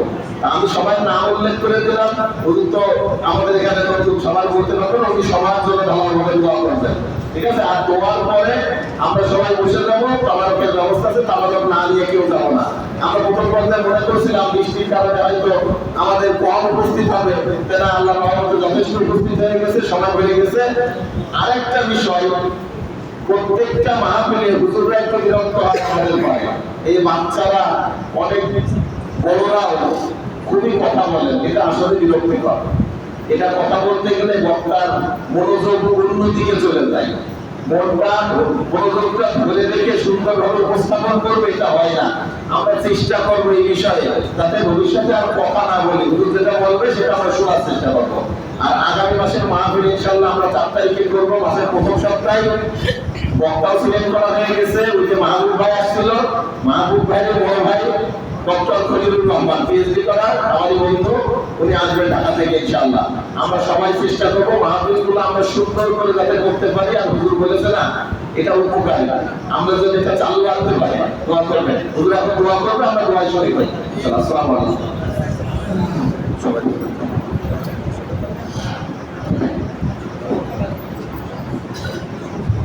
সবাই সকলে দরুদ শরীফ পড়ি। আল্লাহুম্মা সাল্লি আলা মুহাম্মাদ ওয়া আলা আলি মুহাম্মাদ কামা সাল্লাইতা আলা ইব্রাহিম ওয়া আলা আলি ইব্রাহিম ইন্নাকা হামিদুম মাজিদ। আল্লাহুম্মা বারিক আলা মুহাম্মাদ ওয়া আলা আলি মুহাম্মাদ কামা বারাকতা আলা ইব্রাহিম ওয়া আলা আলি ইব্রাহিম ইন্নাকা হামিদুম মাজিদ। এই প্রোগ্রাম থেকে আপনারা উপকৃত হচ্ছেন, আপনারা আগে শুধু আসতেছেন আর তাবারক আসসালাম চলে যাচ্ছেন। যেহেতু ভাই আসতেছে কোরআন সুন্নাহ ভিত্তিক কথা বলে না, যেমন আমিও আজকে কথা বলে বলছি, তাও কোরআন যে ভাই কথা বলি, যদি কেউ আমল করে তার জীবন পরিবর্তন হয়ে যাবে ইনশাআল্লাহ। এই প্রোগ্রাম থাকুক, চলবে, আপনারা চান না? যদি আশেপাশে কোনো মহল্লার ভাই ভাই করে থাকেন, আপনাদেরকে অনুরোধ করি প্রত্যেকটা মসজিদে আপনারা এরকম প্রোগ্রাম চালু করেন, প্রত্যেকটা এলাকাতে আপনারা এরকম প্রোগ্রাম চালু করেন, এরকম প্রোগ্রাম শুরু করেন। আপনারা এই প্রোগ্রাম করতে টাকা পয়সা যা লাগবে ইনশাআল্লাহ, আপনাদের কিচ্ছু দেওয়া লাগবে না, আল্লাহ তাআলা থেকে পাঠাবেন, তাই তো? ইনশাআল্লাহ বলেন ইনশাআল্লাহ। আল্লাহ তাআলা থেকে দেবেন নাকি আপনাদের দেওয়া লাগবে? হ্যাঁ, আল্লাহ তাআলা আপনাদের মাধ্যমে দেওয়া, আপনাদের দেওয়া লাগবে। যখন আমাদের সাহায্য সহযোগিতা লাগবে, আমরা করতে পারবো না ইনশাআল্লাহ। তখন হয়তো টাকা লাগবে, তখন হয়তো শ্রম লাগবে, তখন হয়তো বুদ্ধি লাগবে, তখন হয়তো জাস্ট সঙ্গে থাকা লাগবে। আমার জাহিদ ভাই আছে, আমি তো দায়িত্বশীল ভাই আছে, সবাইকে চিনি না, যারা আছে দায়িত্বশীল ভাই, আপনাদের যখন ডাক দিবেন পাশে পাওয়া যাবে ইনশাআল্লাহ, পাওয়া যাবে ইনশাআল্লাহ। কিছু টাকা দিয়ে, কিছু কথা দিয়ে, কিছু বুদ্ধি দিয়ে, কিছু সহযোগিতা আমরা করতে পারবো না ইনশাআল্লাহ। এই প্রোগ্রাম চালু থাকবে, আমরা চাই তো ইনশাআল্লাহ। আল্লাহ তাআলা কবুল করুন সকলের উপরে, আল্লাহুম্মা আমিন। যে সকলে আমরা দোয়া করব, প্রত্যেকে প্রত্যেকের জন্য দোয়া হবে ইনশাআল্লাহ। দোয়া হচ্ছে সকলের মধ্যে মূল হচ্ছে দোয়া। জন্য সকল সর্বশেষ, আমরা সর্বভূতের সর্বশেষে দোয়ার জন্য আল্লাহ তাআলার কাছে ফরিয়াদ করব। সকলে আমরা দোয়া শুরু করছি ইনশাআল্লাহ। আল্লাহুম্মা আমিন। ربنا ظلمنا أنفسنا وإن لم تغفر لنا وترحمنا لنكونن من الخاسرين. اللهم رب ارحمهما كما ربيانا صغيرا. রব্বুল আলামিন, আমরা কয়েকজন গুনাহগার বান্দা আল্লাহ, পবিত্র জুমাবারে রব্বুল আলামিন জুমার দিন বাদে আল্লাহ এশার নামাজ পড়ে পবিত্র কোরআনুল কারীমের মজলিসে আল্লাহ এই মজলিসে বসে কিছু দিয়ে আলোচনা করলাম এবং শুনলাম। রব্বুল আলামিন, তারপর তোমার দরবারে তোমার হাত তুলে ধরেছি আল্লাহ, যে আলোচনাগুলো হয়েছে আল্লাহ গুনাহগুলো মাফ করে দিয়া আমি সহ সকল মুসলমান একরাম যেন বাস্তব জীবনে আমল করতে পারি, তুমি সেই তৌফিক দান করে দাও। রব্বুল আলামিন, যার উপর হাত তুলে ধরেছি আল্লাহ, মেহেরবানি করে আমাদের জীবনের সকল গুনাহগুলোকে মাফ করে দাও। রব্বুল আলামিন, যদি আমাদের গুনাহ দিকে তাকাও, জাহান্নাম ছাড়া ভয় হবে না রে মাওলা। আল্লাহ, জীবনে কত গুনাহ করলাম মাগো, সগীরা গুনাহ করেছি, কবিরা গুনাহ করেছি, শিরক করেছি, বিদআত করেছি, জেনে না জেনে, বুঝে না বুঝে, বন্ধু বান্ধবের পাল্লায় পড়ে, শয়তানের প্রেমে পড়ে আল্লাহ কত গুনাহ করে ফেললাম। তুমি গুনাহ দিকে তাকাও, মাফ করার মতো কোনো অবস্থা নাই তোমার। আল্লাহ তাআলা মেহেরবানি করে আমাদের গুনাহ দিকে না তাকাইয়া, তোমার রহমতের দিকে তাকাইয়া, তোমার হাইয়্যু ওয়া কাইয়্যুম আল্লাহ, তোমার গফুর গফফার রহিম ওয়া রহমান নাযর সিলাই আমাদের জীবনের সকল গুনাহগুলোকে তুমি মাফ করে দাও। রব্বুল আলামিন, যারা দোকানে হাত তুলে ধরেছিল আল্লাহ, আমাদের মধ্যে অনেকের কলিজার টুকরা মা বাবা দুনিয়ায় বেঁচে নাই। আল্লাহ তাআলা, ওই কলিজার টুকরা পিতামাতা যাদের গহীন কবরবাসী হয়ে গেছে মাওলা, তুমি তাদেরকে চিরদিনের জন্য জান্নাতুল ফিরদাউসে সুকুন করে দাও। রব্বুল আলামিন, আমাদের মধ্যে অনেকের দাদা নাই, দাদি নাই, নানা নানি, পাড়া প্রতিবেশী, ভাই ব্রাদা, আত্মীয় স্বজন, অপরাধী গেলাম, যারাই গহীন কবরবাসী হয়ে গেছে মাওলা, তুমি তাদের প্রত্যেককে চিরদিনের জন্য জান্নাতুল ফিরদাউসে সুকুন করে দাও। রব্বুল আলামিন, তোমার দরবারে ফরিয়াদ জানাই, যারা দোকানে হাত তুলে ধরেছে আল্লাহ, তুমি আমাদের প্রত্যেককে জামাতের সঙ্গে 5 ওয়াক্ত নামাজ পড়ার তৌফিক দান করে দাও। আল্লাহ তাআলা, হালাল রুজি ইনকাম করে সে অনুযায়ী যেন ভক্ষণ করতে পারি, তুমি আমাদেরকে সেই তৌফিক দান করে দাও। রব্বুল আলামিন, আমাদের মধ্যে যারা অসুস্থ আছে, ঋণগ্রস্ত, অভাবগ্রস্ত আছে আল্লাহ, তাদেরকে তুমি ঋণ থেকে, অভাব থেকে, অসুস্থতা থেকে তুমি পরিত্রাণ দান করে দাও। আল্লাহ তাআলা, আজকের এই প্রোগ্রাম যারা আয়োজন করলো, যে ঈদ করে করলো পূর্বপাড়া মসজিদ নিবাসী, রব্বুল আলামিন, যারা আজকের আয়োজনের সাথে সংশ্লিষ্ট আছে, প্রত্যেককে তুমি উত্তম বিনিময় দান করে দাও। আল্লাহ তাআলা, আরো কয়েকজন মুসলমানের গ্রামটা দোয়া চেয়েছেন আল্লাহ, কয়েকজনের মা বাবা মারা গিয়েছে বলে দোয়া চেয়েছেন আল্লাহ তাআলা। একজন প্রবাসী ভাই, তিনি রব্বুল আলামিন প্রোগ্রামের জন্য কিছু সামানের ব্যবস্থা করে দিয়েছেন আল্লাহ তাআলা। আরো যারা যেভাবে যেরকম করে টাকা দিয়ে, পয়সা দিয়া, বুদ্ধি দিয়া, যেমন করে সহযোগিতা করেছে, দোয়া চেয়েছে আল্লাহ, তুমি প্রত্যেকের মনের নেক মাকসাদগুলো তুমি কবুল আর মঞ্জুর করে নাও। আল্লাহ তাআলা, যে যেই কারণে দোয়া চেয়েছে আল্লাহ, তুমি তাদের দোয়াগুলো কবুল আর মঞ্জুর করিয়া নাও। রব্বুল আলামিন, আল্লাহ তাআলা, আমাদের মধ্যে যারা বেকার আছে, রব্বুল আলামিন, সমস্ত তরুণরা, যুবকেরা বেকার একটা জীবন পার করছে আল্লাহ, যুবকদেরকে তুমি হালাল কর্মসংস্থানের ব্যবস্থা করে দাও। আল্লাহ তাআলা, তুমি আমাদেরকে দ্বীনের সঙ্গে, ইসলামের সঙ্গে, কোরআনের সঙ্গে রেখে থাকার মতো তৌফিক দান করে দাও। রব্বুল আলামিন, আমরা তো গুনাহগার, গুনাহ করতে পছন্দ করি আল্লাহ তাআলা, তুমি যদি আমাদেরকে ছেড়ে দাও তাহলে আমরা তো অপুরুষ হয়ে যাবো মাওলা। রব্বুল আলামিন, তুমি ছাড়া তো হেদায়েতের মালিক আর কেউ নাই। যারা দোকানে হাত তুলে ধরেছি, আমাদেরকে তুমি অপুরুষ করে দাও আল্লাহ। আল্লাহ তাআলা, তুমি আমাদেরকে হেদায়েতের মালা গলায় পরিয়ে দাও। হেদায়েতের মালা দিয়া তুমি আমাদেরকে বাকি জীবন যারা চলতে পারি, ইমান আমলকে যারা কাটাইতে পারি, তুমি সেই তৌফিক আমাদের উপর থেকে দান করে দাও। আল্লাহ তাআলা, এই প্রোগ্রামের শুরু থেকে আজ পর্যন্ত, আমি পর্যন্ত যত আলেমের আলোচনা করবে আল্লাহ, আলোচনা করলো, আমাদের সামনে যারা করবে আল্লাহ, এই প্রোগ্রাম যেন কিয়ামত পর্যন্ত এলাকাবাসী বাস্তবায়ন করতে পারে সুন্দর সফলভাবে, তুমি সেই তৌফিক এবং যা দরকার তুমি সেই শক্তি সাহস এলাকাবাসীকে তুমি দান করে দাও। রব্বুল আলামিন, কোরআনের নূর দিয়া, হাদিসের নূর দিয়া তুমি আমাদের প্রত্যেকের অন্তরগুলোকে তুমি ভরপুর করে দাও। আল্লাহ তাআলা, সর্বশেষ তাই না, কেউ কোন নেক নিয়ত নিয়ে তোমার দরবারে হাত তুলে করেছেন মাওলা। আল্লাহ তাআলা, তুমি তো আলিম বিযাতিস সুদূর, বান্দাদের মনের খবর সব চলতে ভালো যত ভাবুন। আল্লাহ তাআলা আমার ভাইরা যে দোয়া নিয়ে হাত তুলে করেছে, আল্লাহ যে আশা নিয়ে হাত তুলে করেছে, তুমি আমাদের প্রত্যেকের নেক দোয়াগুলো, নেক আশাগুলো কবুল আর মঞ্জুর করিয়া নাও। হুজুর পাক সাল্লাল্লাহু আলাইহি ওয়াসাল্লামের দোয়ায়ে আমাদের প্রত্যেকের দোয়াগুলো কবুল আর মঞ্জুর করে নাও। সুবহান রাব্বিকা রাব্বিল ইজ্জাতি আম্মা ইয়াসিফুন وسلام على المرسلين والحمد لله رب العالمين وجعل آخر كلام عند الموت لا إله إلا الله محمد رسول الله.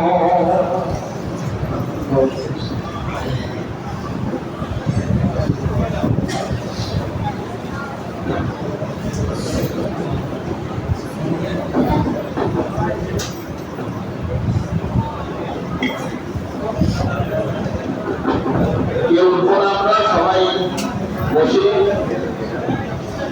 আর হুজুর আমাদের জন্য এত সুন্দর দোয়া করলেন, আমরাও তার জন্য দোয়া করি। তার কণ্ঠে আল্লাহ বারাকা দান করুন, সবাই বলেন আমিন। তার জেহেন বুদ্ধিকে আল্লাহ তাআলা আরো বৃদ্ধি করুন, সবাই বলেন আমিন। এবং কোরআন হাদিস নিয়ে যেন আরো বেশি গবেষণা করে এবং সুন্দরভাবে উপস্থাপন করতে পারে, আল্লাহ সেই তৌফিক দান করুন। সবাই তো একটু শান্তশিষ্ট বলেনি, আর সবাই একটু খেয়াল রাখবেন। আমরা সবার কাছে যেতে পারি না, সবাই মানুষ আছে, আমরা চাকরিজীবী আছে, সবাই ব্যস্ত আছে। আমাদের এই মাহফিল করার জন্য কমিটি গঠন করা আছে। আপনারা খাতায় নাম লিখাবেন, প্রত্যেক মাসে একটা আপনাদের টাকাটা দিয়ে দিলে আমরা মাহফিল করতে সুবিধা হয়। আর যারা এককভাবে মাহফিল করাতে চান আমাদের বলবেন, আমরা মাহফিল করবো ইনশাআল্লাহ। আপনাদের দোয়া এবং চেষ্টা থাকলে আমরা সফল হবো ইনশাআল্লাহ। আর এই মাহফিলের আলোচনার মাধ্যমে আমরা যেন সামনে অগ্রসর হতে পারি, আমাদের যুব সমাজ যেন পথের দিশা পাই, সেই কামনা করি আমরা। সবাই আছে, সমস্যা নেই, বসেন।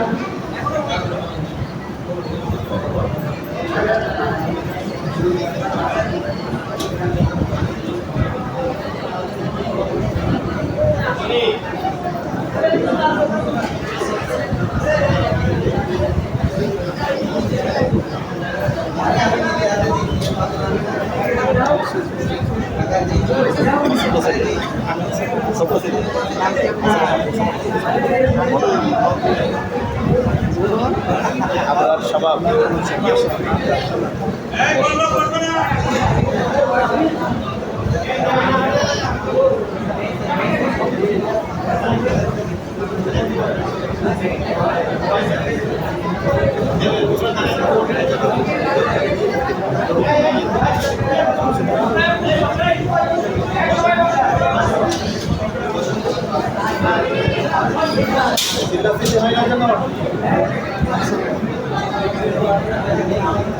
ভালো কথা।